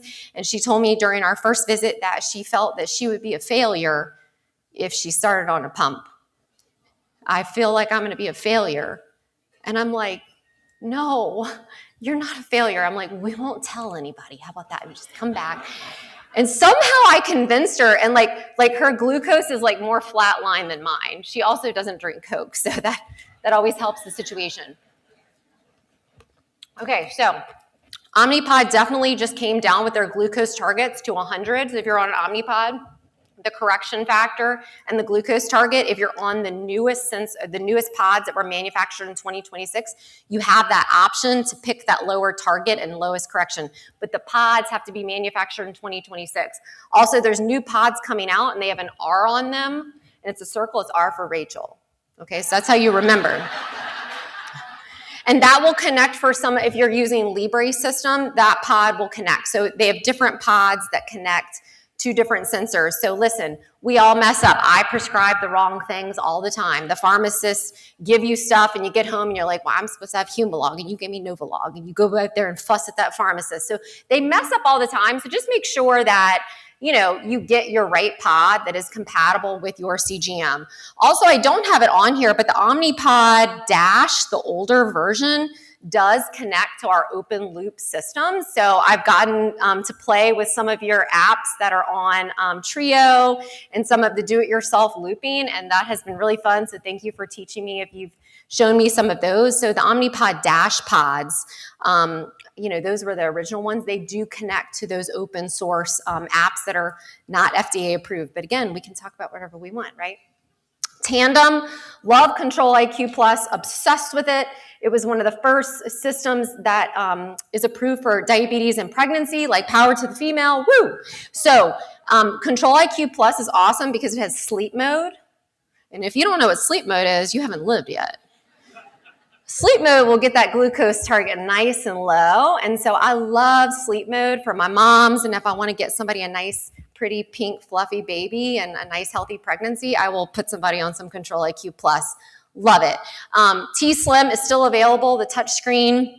Mobi has been a really popular option. It's very small. It's very lightweight, 200 units versus the T-Slim can hold more. And then they are coming out with Mobi and then Toby. And then the other one, Ziggy, I don't even know. It sounds like dog names, but more patch pumps are coming, okay?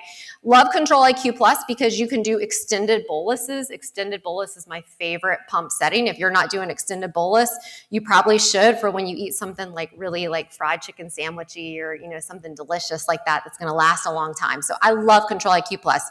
Beta Bionics has the pump eyelet. This is the only pump system that you can announce your meal, but you don't have to put carbs in. So that has definitely been very different. It's been different for me. I think it's been different for a lot of you because we're not used to that. And so it is interesting because it's really, really tight control and it runs exclusively off of CGM.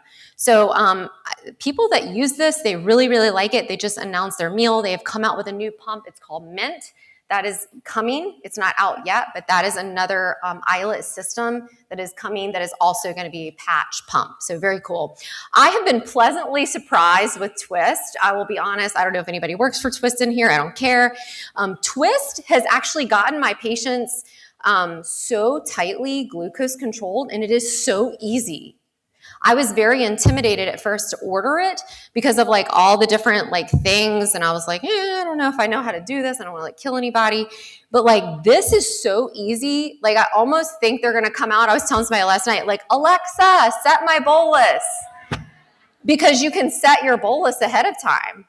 Like somebody should hook that to Alexa. Somebody do that. Take a business idea. You can bolus from your watch. The people that I have started on this have switched from other pump systems in my practice, and they have gotten their time in range 75, 80% to now like 90, 99%. Like it's been just, I have some wonderful, very engaged patients, and they have loved this. Nice low glucose target, a lot of different bells and whistles, but honestly, it has been so easy to use. Goes through pharmacy benefits too. Also, patch pumps. Still, continuous insulin. I think I was like one of the biggest prescribers for Vigo. Do y'all know what Vigo is? Does anybody know what Vigo is?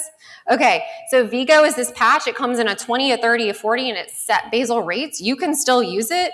I used to get like tons of samples. I mean, it was crazy. So I was just sticking them on people.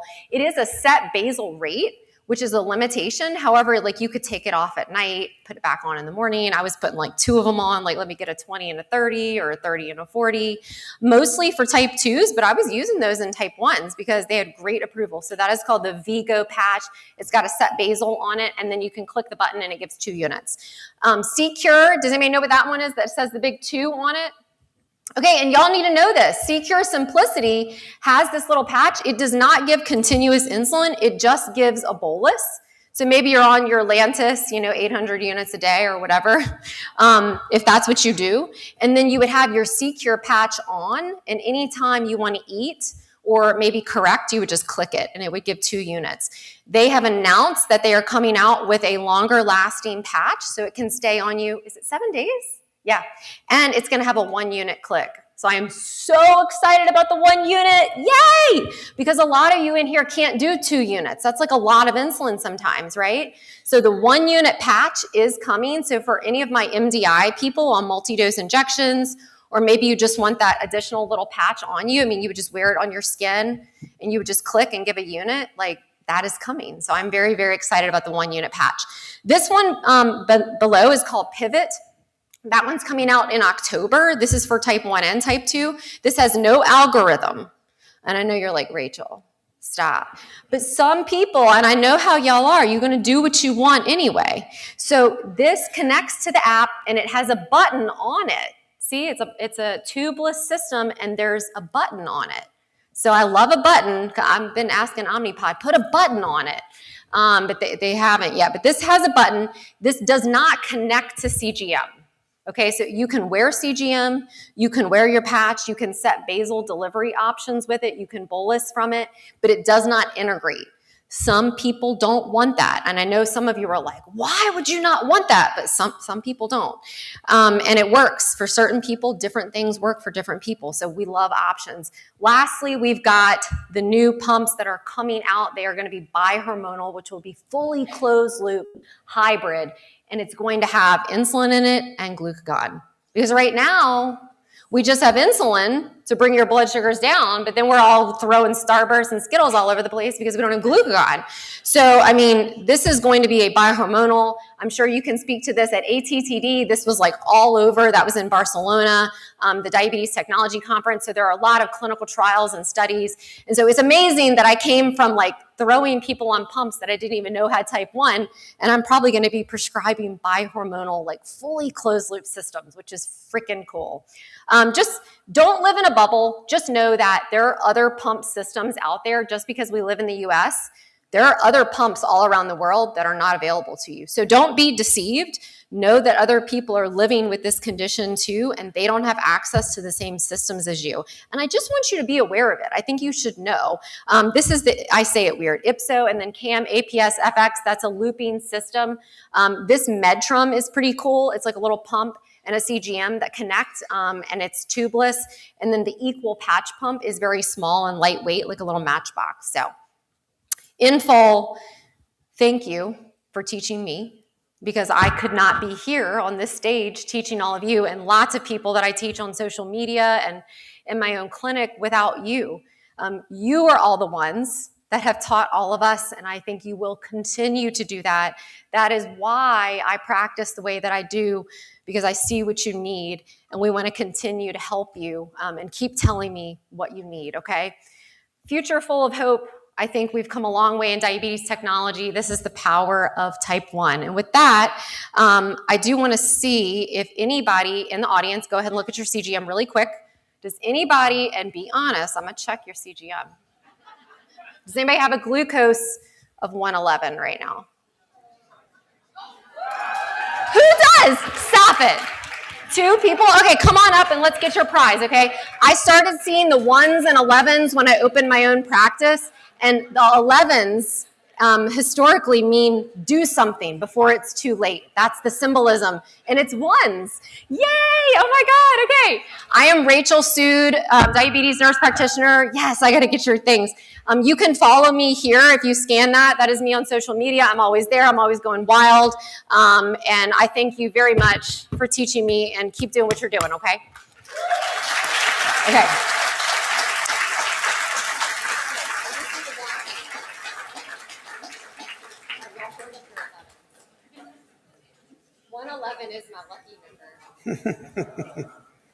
Well, you can see why Rachael is very popular in New Orleans, and I hope she moves out to San Diego and starts a practice here. Okay.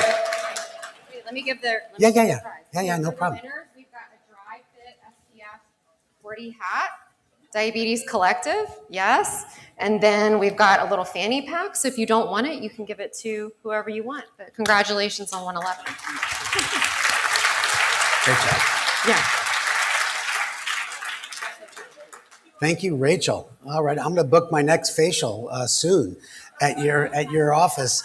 You can see why she's such a good person to treat people with diabetes, because she listens to them and listens to what they need. Okay, I'm going to introduce Dr. Aaron Kowalski. It's my distinct pleasure. First, Aaron, Jeremy and I have known Aaron a long time. We're big drinking buddies in the old days. And no, seriously, he loves beer. Oh my God. And he lives with type 1 diabetes. I know he has a brother with type 1 diabetes. And he's worked for what used to be called JDRF for many years. And he stayed with them, and they recognized, his knowledge, his ability to be a scientist, an innovator. And he's currently the CEO and president of Breakthrough T1D. And I would have to say, he has to be one of the top influential people in the world of type 1 diabetes. He lives it. He listens to all the technology brought to Breakthrough T1D, because people are always looking to them for funding. And I think there's no one that knows the area of, prevention, preservation, and replacement of islet cells more than Aaron. Aaron, come on up. Good seeing you.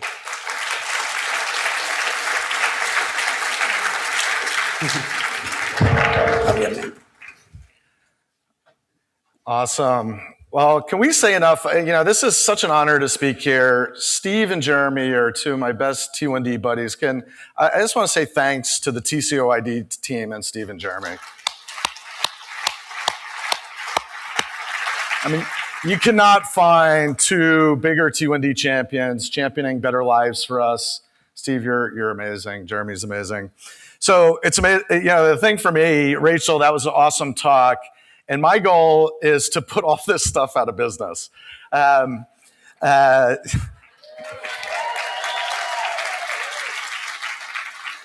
look up at the amazing evolution of technology we've seen in diabetes. And when I started at JDRF, that's all I did, is I worked. I started what was called our Artificial Pancreas Project.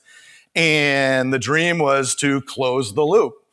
And believe it or not, back then, we had a meeting, I think it was in 2006, the JDRF, FDA, NIH meeting on closing the loop. And Al Mann, founder of MiniMed, amazing, amazing guy, got up in the meeting and said, "This is the dumbest thing I've ever seen, and you're going to kill people."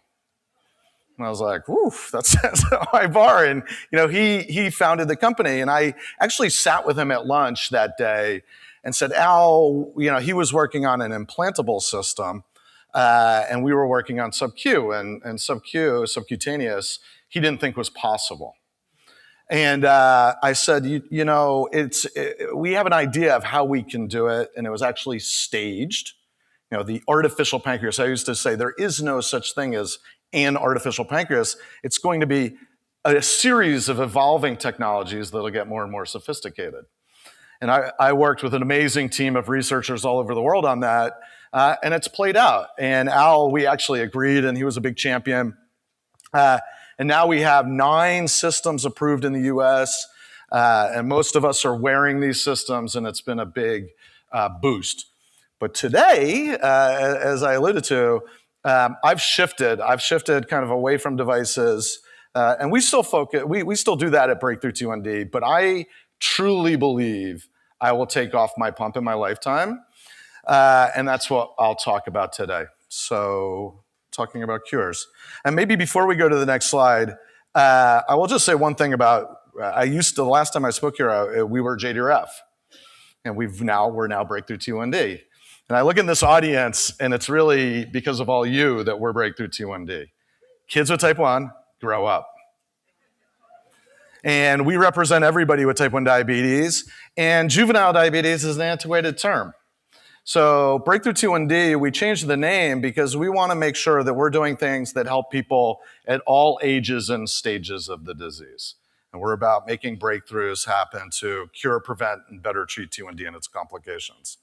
So if you go forward, please. Do I control the slide? Oh, I do. I control the slides.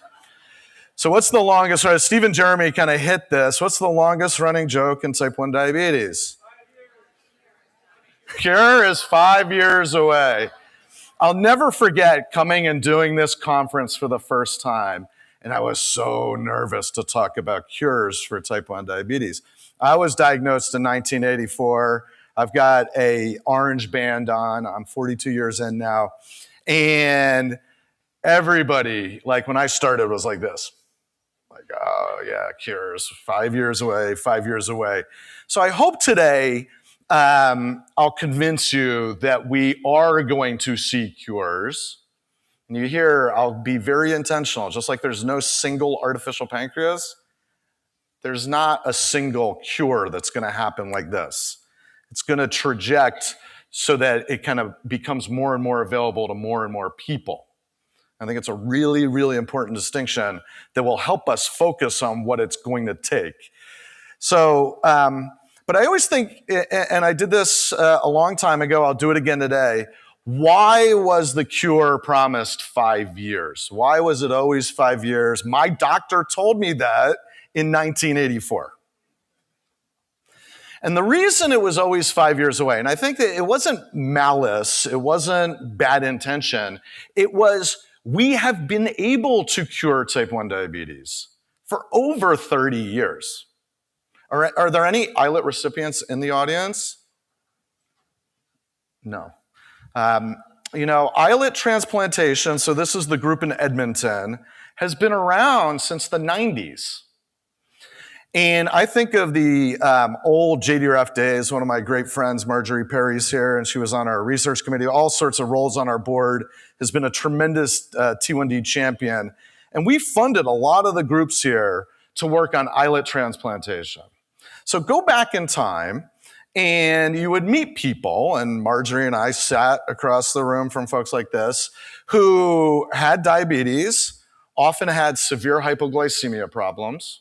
So my brother has hypoglycemia unawareness. He's probably had 100 plus ambulance visits and nearly died a few times from severe hypo. Just doesn't feel his lows. Fortunately, these devices have really helped him. But people like him, and some of them would get islet transplants. And one day they were getting low right in front of you. And the next day they were in a meeting saying, I'm not taking insulin, I'm cured. And in their minds, and well, who am I to say? They would tell you flat out they were cured. Their A1C was normalized and they weren't taking insulin. So you had amazing people like Jim Shapiro there, Dr. Lacey, incredible scientists saying, look, you're witnessing it and you're hearing it, firsthand testimonials. And this is going back into the 90s. But there were two big problems with this. One was it required somebody to die for you to get cured. It's a transplant. And these transplants required harvested pancreases from somebody who's passed away. That's not something that's scalable. And then the other piece is that it requires chronic immunosuppression, anti-rejection. So back then, I think the hype outpaced the barriers that were in front of us. Over here is Dr. Doug Melton, who, when back in the JDRF days, we started to look at, okay, well, how do we solve those barriers? And what do we need to do? And Doug was a famous developmental biologist at Harvard who was working on like fly development, like very basic biology, and then both of his kids got type 1. And he shifted his lab to focus on stem cells and how to make stem cells into insulin-producing cells. And that was, we need a renewable cell source. This isn't going to be real if it's restricted to people donating their organs. And then I'll talk about the immunosuppression, which is the other piece. So these steps weren't the cure, but, and I would say I should have put an S here, they're steps towards cures. They were academic, and this is the other piece that I think is really important.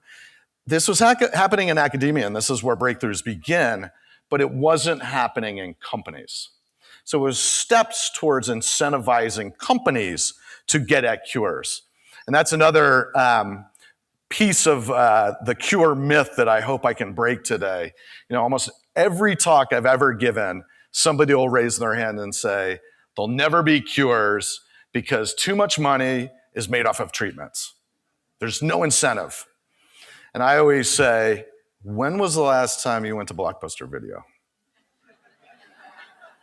When was the last time you took pictures on film and got film developed? Innovation wins. And the reason we don't have cures yet was not for a lack of desire to get cures to the market or some big conspiracy theory. The science wasn't there yet. If you talk to Doug about making these cells, he said he thought it was going to take 10 years. It took 20. But I'll show you the data. They have cells now and they're working. Companies will sell us cures. It will cost money, but that's a good thing. And just like these closed loop systems, these companies are commercial companies, but we're doing better. Our blood sugars are better. We can sleep through the night. Breakthrough has a whole health policy team. I'll talk about that, making sure they're accessible and affordable. So this is me when I was diagnosed. I haven't pulled up this picture in a while. I always joke that if looking like this when you're 13 wasn't hard enough, throw type 1 diabetes on top. Somebody says, is that an OP shirt? And I'm like, yeah, it didn't help. So I was 13 when I was diagnosed, but I was the second one in my family. I'm the oldest of 6 kids. My brother Steve was diagnosed when he was 3. Fortunately, we're both doing well. He's 48 years of diabetes. I'm 42. He had a lot of very, very serious hypoglycemia problems. The systems have helped. He's still hypo unaware, but he gets alarmed. His wife, we all are always pitching in. But I want to take off my devices. And what's the difference today versus all the 5 years away? What we're seeing now is so much more mature science moving into pathways that we can quantify and understand, moving into companies. Back when right when I started at JDRF, we were funding minimal clinical trials. 300 plus clinical trials going on in type 1 diabetes now. 0 AID systems approved, 9 in the US now. Steve mentioned Tzield, the first ever disease-modifying therapy for type 1. For 100 plus years, we've treated the symptoms of type 1, not the disease itself. First breakthrough that's actually affecting the disease progression. And this says 12 plus people have received manufactured islets. It's probably upwards of 50 plus now. I'll talk about Vertex's data.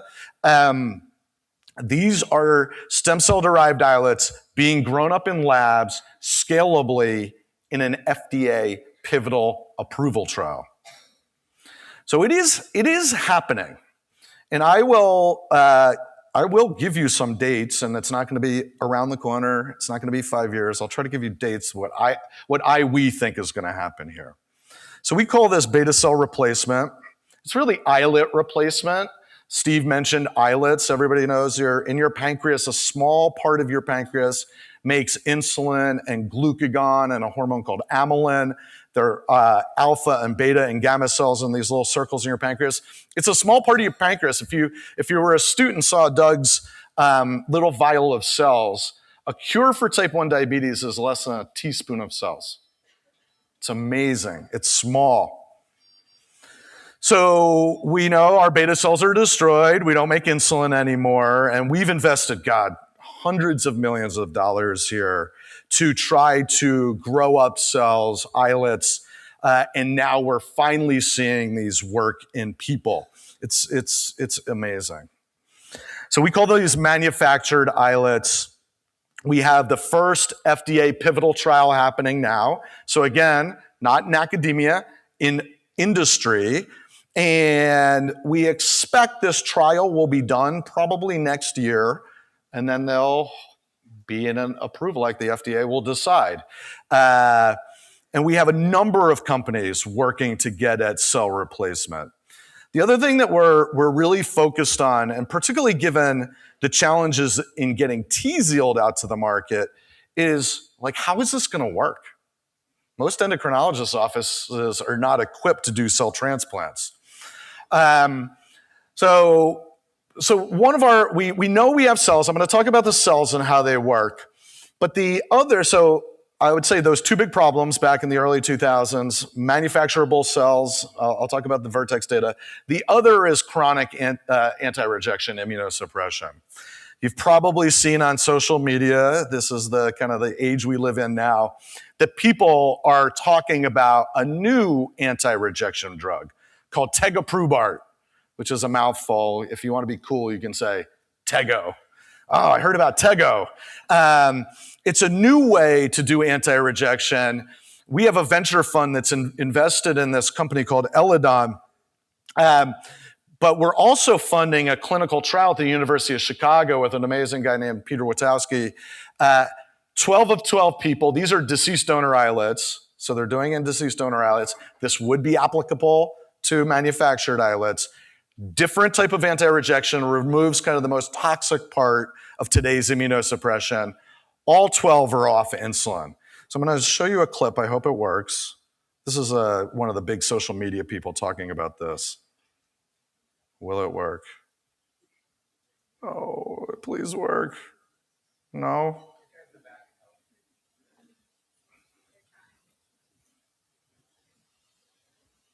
No?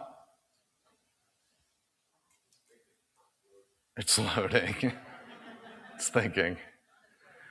Well, let me say, this woman, Katie Beth Hand, she's from Little Rock, Arkansas, was diagnosed with type 1 in her 20s. I'm going to show you a link at the end where we have a kind of a layperson tool to, if you want to participate in clinical trials. She was like, I want to participate in cure trials. Got into this trial, and she's now completely off of her insulin. So if we can't get it to load, you can go on our website. I do a 30-minute interview with her, but I can describe it. She's completely off of her insulin. She's had no side effects. And she just TikToks and tweets and Instagrams and stuff and Facebooks about her life without diabetes. She describes herself as a person who used to have diabetes. And it's just really, it gave me shivers the first time I talked to her, because she said, Aaron, I just want you to feel what I'm feeling. And I said, I want to feel that. I want to feel that so bad. So go on our website. It's really amazing. And it speaks to the promise. The other thing that's really interesting about this story of Edelman, and it's something that we try to do at Breakthrough T1D, is in the world of autoimmunity and in anti-rejection, we are competing with other diseases. And that sounds a little weird, but the companies are always like, where can I take this drug and get it out to the market? So Edelman's actually working. Their primary goal has been kidney transplant. We pulled them into type 1 diabetes with this funding.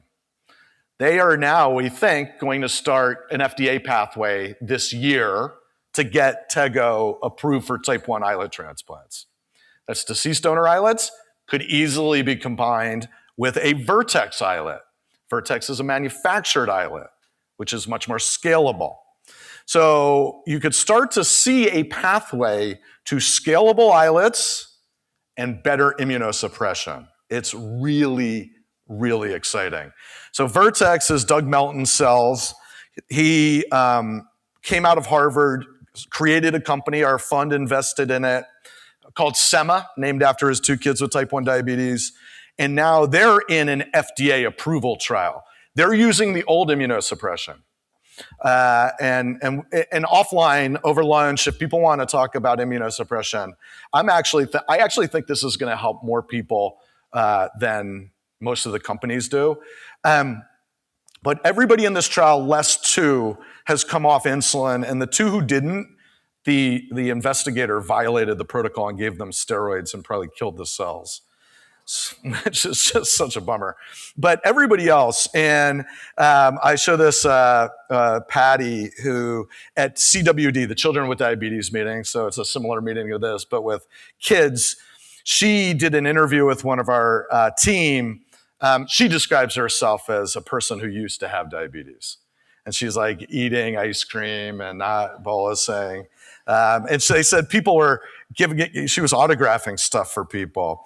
And, it's amazing. Our scientist gave a talk and she was in the audience and she said they were all just crying because she's like living without diabetes now. So, again, what's different? Vertex is in an FDA approval trial. That data will be done next year. Generally, after the data is done, it's about a year, and approval or not approval. So far, there's been no safety signals. And the people are coming off insulin. If that holds up, Cure V1 should be on the market in the US in 2028 or 2029. Cure V1. It's amazing.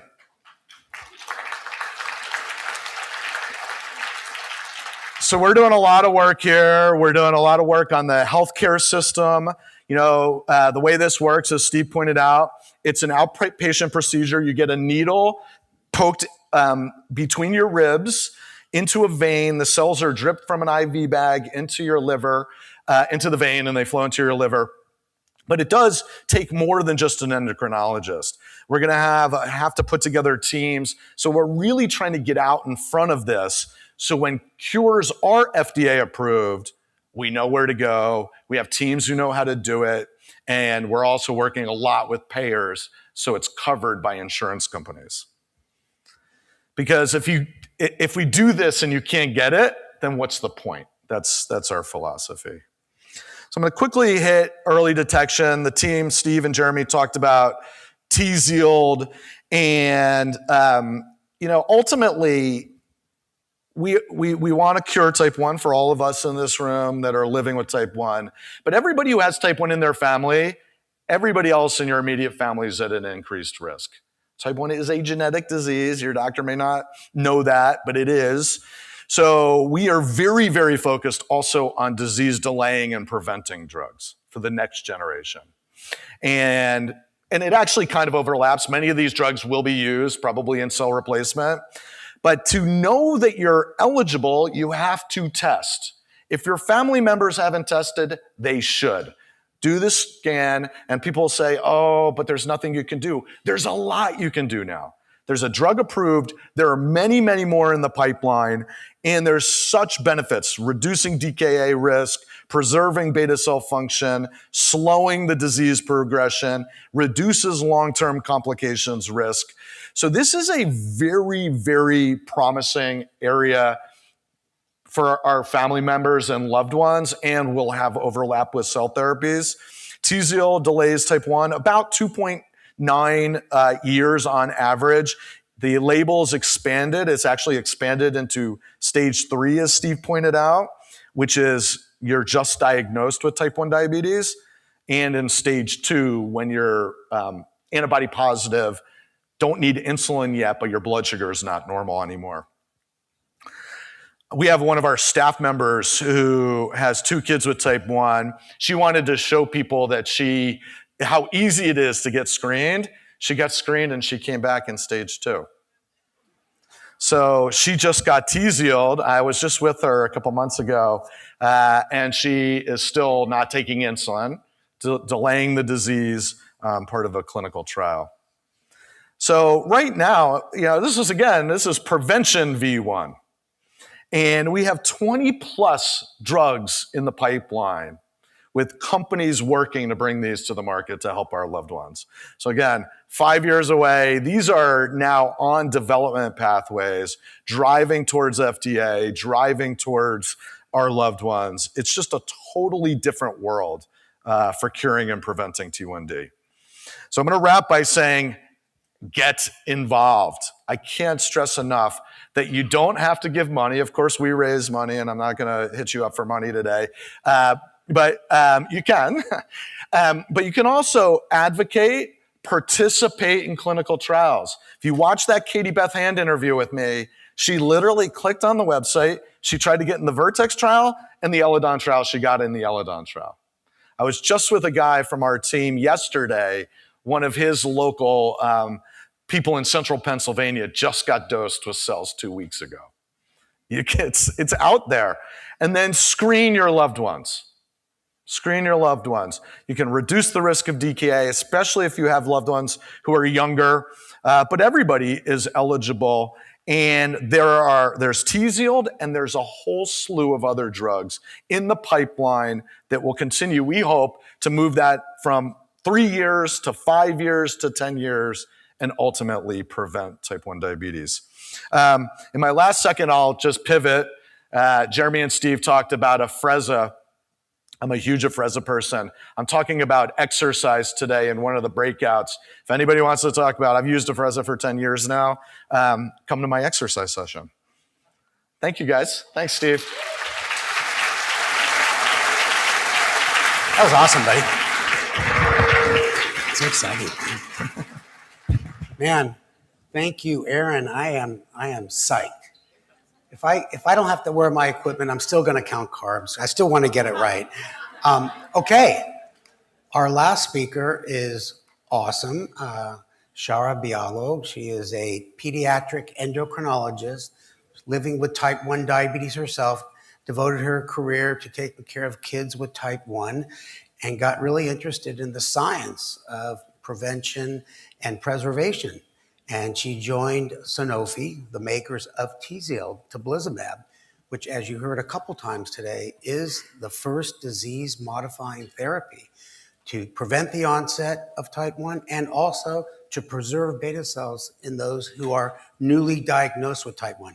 Just the tip of the iceberg, but it is a major deal. So, Shara, come on up. Thank you. All right, first challenge down, meet it up the stairs. Have fun. Hey guys, I'm so excited to be here. I've got to say, I'm a sort of self-titled type 1 diabetes nerd, and I've been following the careers of these absolute giants in the field of type 1 forever. And so it's an absolute honor and sort of horrifying to be the last speaker of the morning after these incredible speakers that you've heard this morning.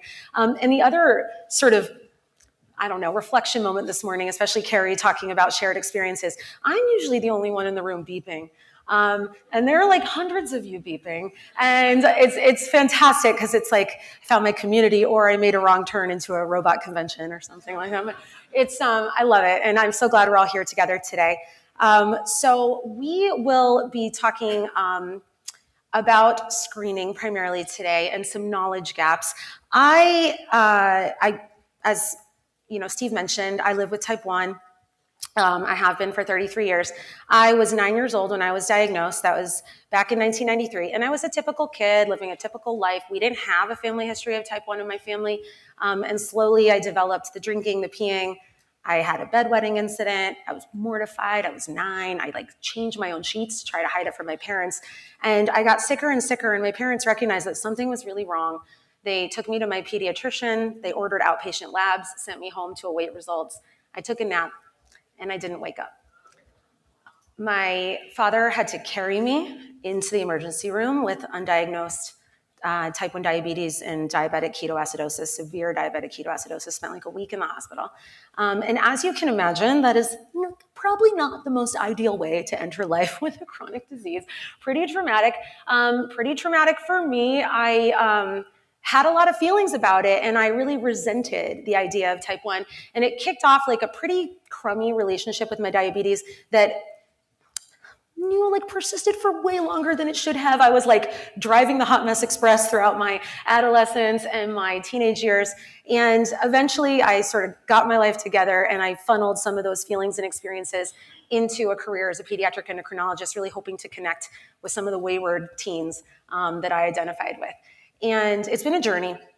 And in practicing medicine and in practicing pediatric endocrinology, there have been gaps, right, that we've noticed along the way. And one of them is this idea that the families that we interface with don't always really appreciate or know or recognize that having type 1 in the family really puts everyone else in the family at a much higher risk of developing the same. So that's what we'll be talking about today, is a survey called the Family Factor, a T1D Risk Awareness Survey, which is a survey that was commissioned by Sanofi, but conducted by Beyond Type 1.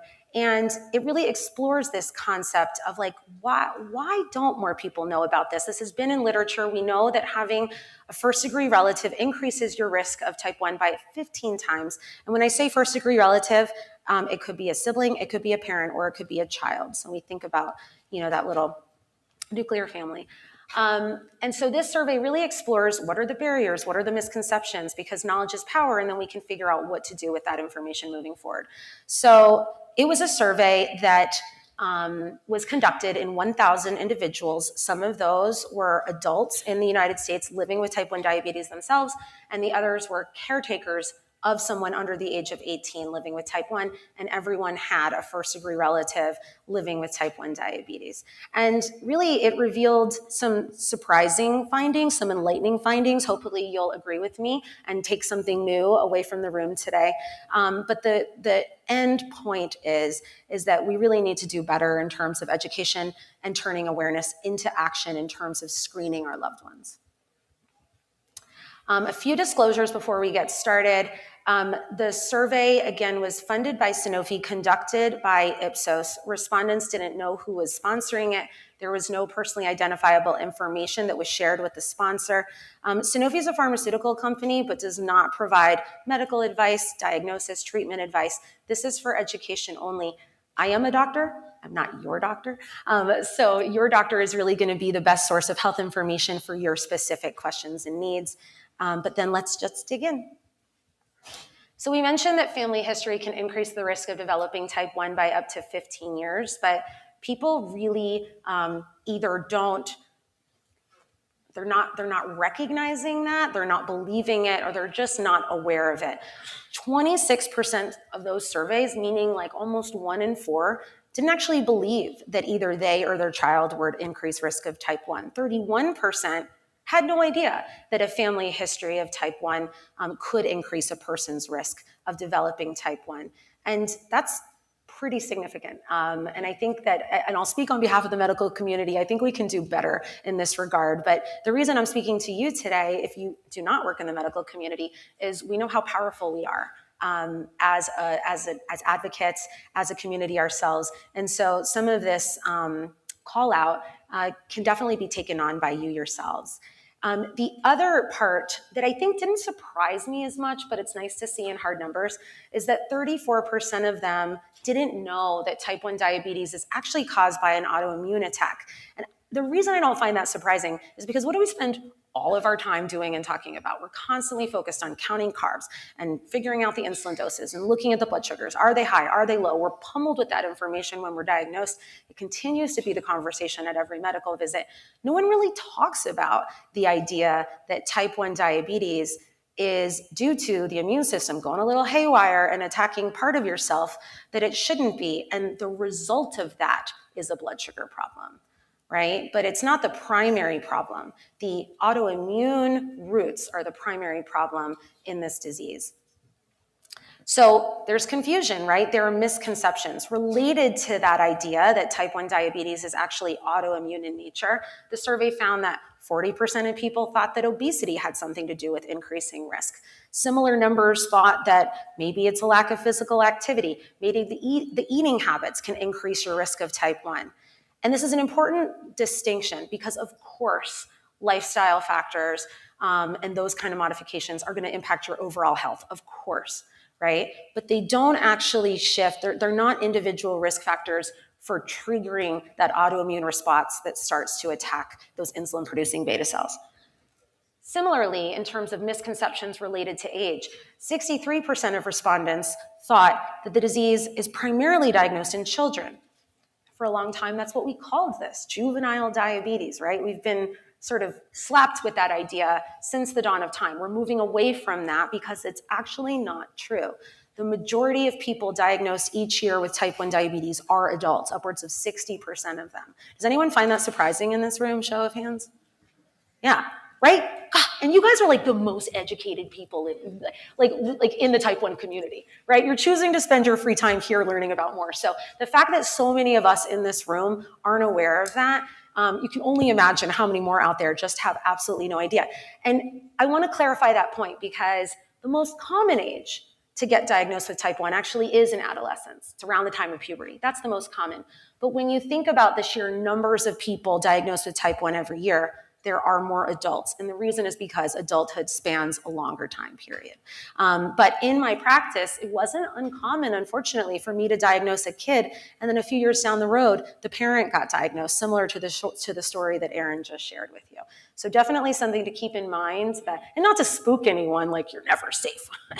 The risk is never over. That's not what I'm trying to say at all, but I think that education and knowledge is key.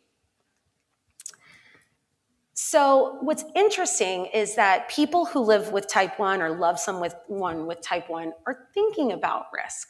82% of these survey respondents said that, yeah, they're like kind of concerned about, is there a relationship or not? And they're talking about it.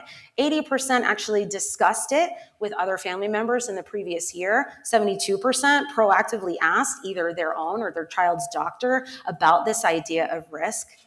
And yet, 46% of respondents said, oh, I don't really know if I'm going to consider autoantibody screening in the next 6 months. I don't really know. I haven't really decided what I want to do with that. And when you dig in, when the survey dug in a little bit deeper into what that means and where those stats are coming from, there were a few different barriers that came to light. The top one, anxiety. Right? The idea of screening is not an easy one to take on. We heard all morning how this disease is just invariably intertwined with emotion at every level, at every facet, and every example we can come up with. Screening, right? It's not like, screening is a huge part of that. Some people say that they would be too nervous to know. 10% of people said they'd just rather not know. And so there's all sorts of reasons. The other one that bubbled up, which is one I identify with the most, is that the individuals who are living with type 1 themselves, the adults, said that they are hesitant to screen because if their child or their sibling came up positive, they would feel guilty. And anyone relate to that? Yeah. So this was me. So, I'm a peds endo. I work for Sanofi. I go around on stages like this. And I was like, oh no, my 7 and 9 year old, at the time, my 4 and 6 year old, I'm like, oh no, I can't screen them. I was horrified because in my mind, I was like, I'm going to screen them. They're going to be positive. It's going to be my fault. And with my physician hat on, that's cuckoo bananas, right? We don't choose this. None of you chose this. We can't control this, right? It's beyond us, at least not right now. But the human sort of emotional mom hat didn't matter. It was too much for me to deal with. And I'm going to begrudgingly tell you this story because it gives my husband credit. We don't always like to do that. But it was a conversation with my husband that really flipped the switch for me. And he was like, Shara, he's also a physician, but he's just maybe like a better person than I am, a more rational person than I am. He's like, Shara, he's very gently, he knows. He never asks me when I'm raging, what my blood sugar is. He knows. He knows. So he sat me down and he was like, it's our job as parents to provide our family with every possible advantage in life. He's like, I just see type 1 diabetes screening as one of those advantages. And what do you say to that? I was like, okay, fine. And we did it. It took that push, even with all the knowledge, right? And all the awareness. The emotional barriers are a significant one. And I screen my kids and knock on wood, they're negative. I'll have to screen them again. It's not a one and done, but I'm ready for the next time because I know what it is. And what I hadn't allowed myself to consider in that moment is I just assumed it was going to be positive. Odds are it's not going to be positive, but you just assume it is. And the negative has provided me relief that I hadn't allowed myself to envision. And so I think there's that aspect of it that we don't talk about a lot. And then sometimes, when you think about barriers to screening, it's sort of like the unknown creates its own fears, right? Its own fears and anxiety, or a lack of understanding can create unfounded fears. And what the survey told us was that a lot of the respondents didn't really understand what type 1 screening was. 29% of them didn't know that it could actually give us information before symptoms pop up. 28% had never even heard of it. And the whole gift of screening, the whole point of it is not to wait until you have symptoms. The whole point is to find out as early as possible and be able to control your own narrative and your own next steps. A lot of them didn't know that you could do it outside of an endocrinology office. Upwards of 30% thought that you only could do it through an endocrinologist. Thanks to the QR code that Aaron put up, you'll find that there are a lot of options out there for people. And there's also a website called screenfortype1.com, which has a bunch of information on all the different ways that you can get screened. What this survey taught us is that if we educate, if we understand, if we just dig into this a little bit, that's really motivating for people to consider screening. But they still need support.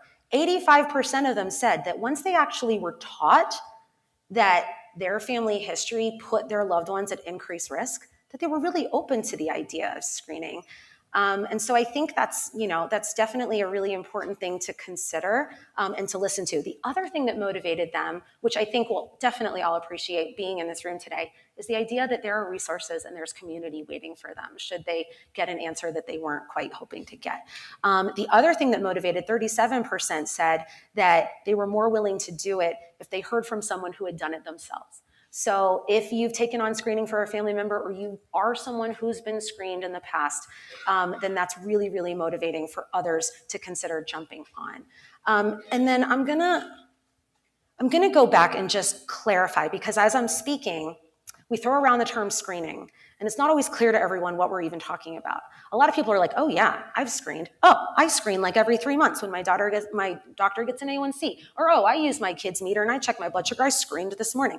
And while that's great, checking blood sugars and A1Cs is great, it's not screening. It's only telling you what the blood sugar is in that moment. And it's only helpful if something's abnormal in that moment. What screening is, when we throw around the word screening, is we mean measurement of autoantibodies. It's a different kind of blood test. And it measures diabetes autoantibodies, which are markers of what your immune system may or may not be doing. And they can tell us with incredible certainty whether or not you're going to develop clinical type 1 in your lifetime. If you have 2 or more autoantibodies, that certainty approaches 100%. So that means we have information to act on. So long story short, the summary to this survey is that it tells us that we've got 2 things we need to work on: awareness and action. Awareness clearly pointed out that there are huge gaps that exist. Some we knew about, some we maybe didn't know about, some in larger quantities than we realized, and that we need to do something about it. We need to normalize these conversations amongst each other in our community, but also we need to get our healthcare providers to start normalizing these conversations. We need to build the infrastructure, the ecosystem, the support to shepherd people through the process.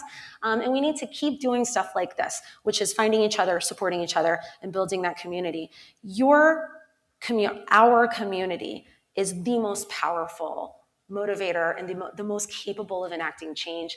And that's not just true in something like this. We've seen it, right? We've seen it with the insulins and the pumps and everything else. We say what we need and we motivate people to make it happen. And I see that as no different when taking on the wave of screening that's going to need to take place in order for people to really benefit from it. Here's some blurbs, some legal blurbs about methodology. If you're interested, you can also click the link to learn more about methodology, but that's screenfortype1.com. Not only has methodology, but also has a lot more facts and tidbits from the survey if you're interested in digging in further. If you haven't been to the Screen for Type 1 booth that's in the sponsor lounge, it's front and center. I'll be there. I want to hear your stories. Come say hi. We'll answer your questions. But otherwise, thank you so much for your attention today. It's been a pleasure. Oh, thank you. It's a pleasure. You guys are the best. Okay, no one leave this room quite yet. Important announcements. I'll just say real quickly that this whole morning was videotaped live for people watching right now, but it's also going to be enduring on our website. And we'll probably send you a link later, maybe with a thank you note. We have these cards up here for our Q&A session. They're down here in the front. Ask anything you like. Anything that you want to know about Jeremy, you can. It's fair game, because he won't be here for the answers. I should introduce Michelle Day. Come on up, Michelle. She's our ultimate meeting planner with TCOID for 24 years. She organized this whole event every year, and I can tell you, it's not an easy job. So I'm going to let her go through some quick announcements, and you'll have the whole afternoon for yourself. Great. Okay, no, it ain't easy, but it sure is a lot of fun having all of you here. We love doing this. It is honestly TCOID's favorite weekend. We absolutely love being here. Okay, just a few really quick announcements. We wanted to let you know that the exhibit hall is going to be open until 1:30. So if you have any questions for all these fabulous sponsors of ours, please go and see them. Also, if yesterday you visited the pumper support group, the pumper group, and you gave them information, unfortunately, they did have a little computer glitch. So please go by and see them again, okay? Next, I wanted to let you know that lunch is happening at 12:30, and lunch is going to be taking place right over here where we had breakfast, and also in the same area where we had dinner last night. So you can go to any of these spots. It's going to be a sit-down salad. If you are a vegetarian, just let your server know. They'll get you taken care of. And if you need gluten-free rolls, just let your server know, and they'll give you those. Also, a reminder, we're going to lock this room, so please take everything with you because we're going to set up for tonight, which is going to be super exciting. But first, I want to let you know about our breakout sessions, which begin sharply at 1:30.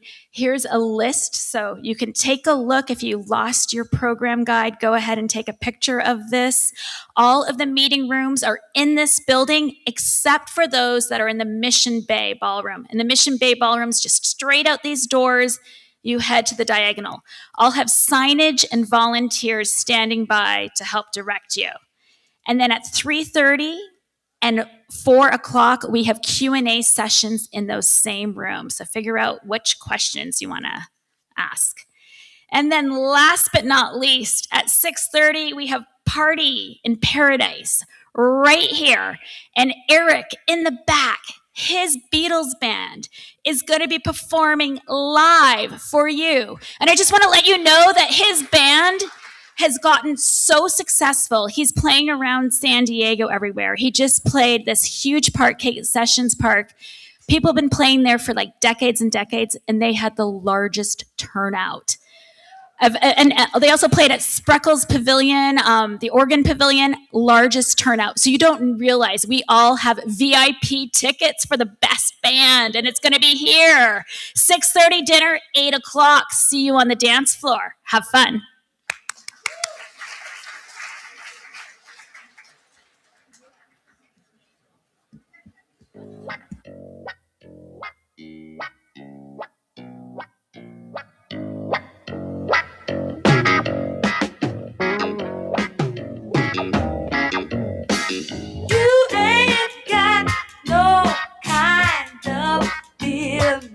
Inside.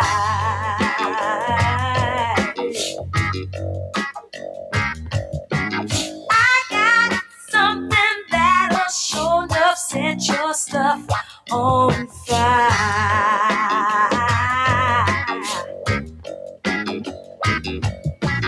You refuse to put anything before your pride.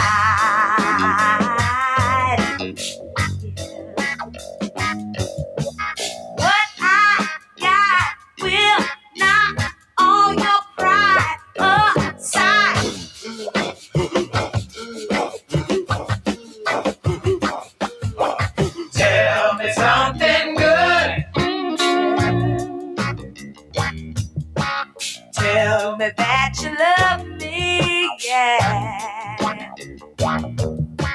Tell me something good. Tell me that you like it, yeah. Got no time is what you're known to say.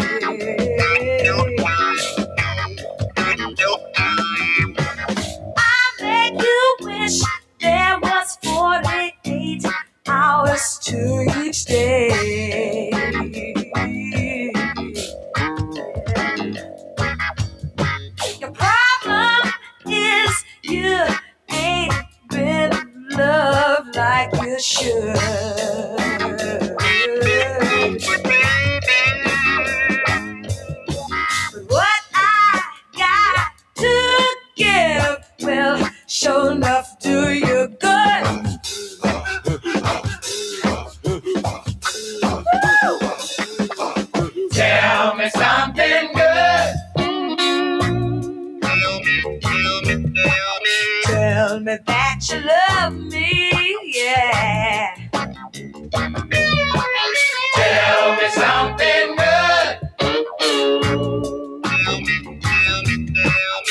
tell me that you like it, yeah.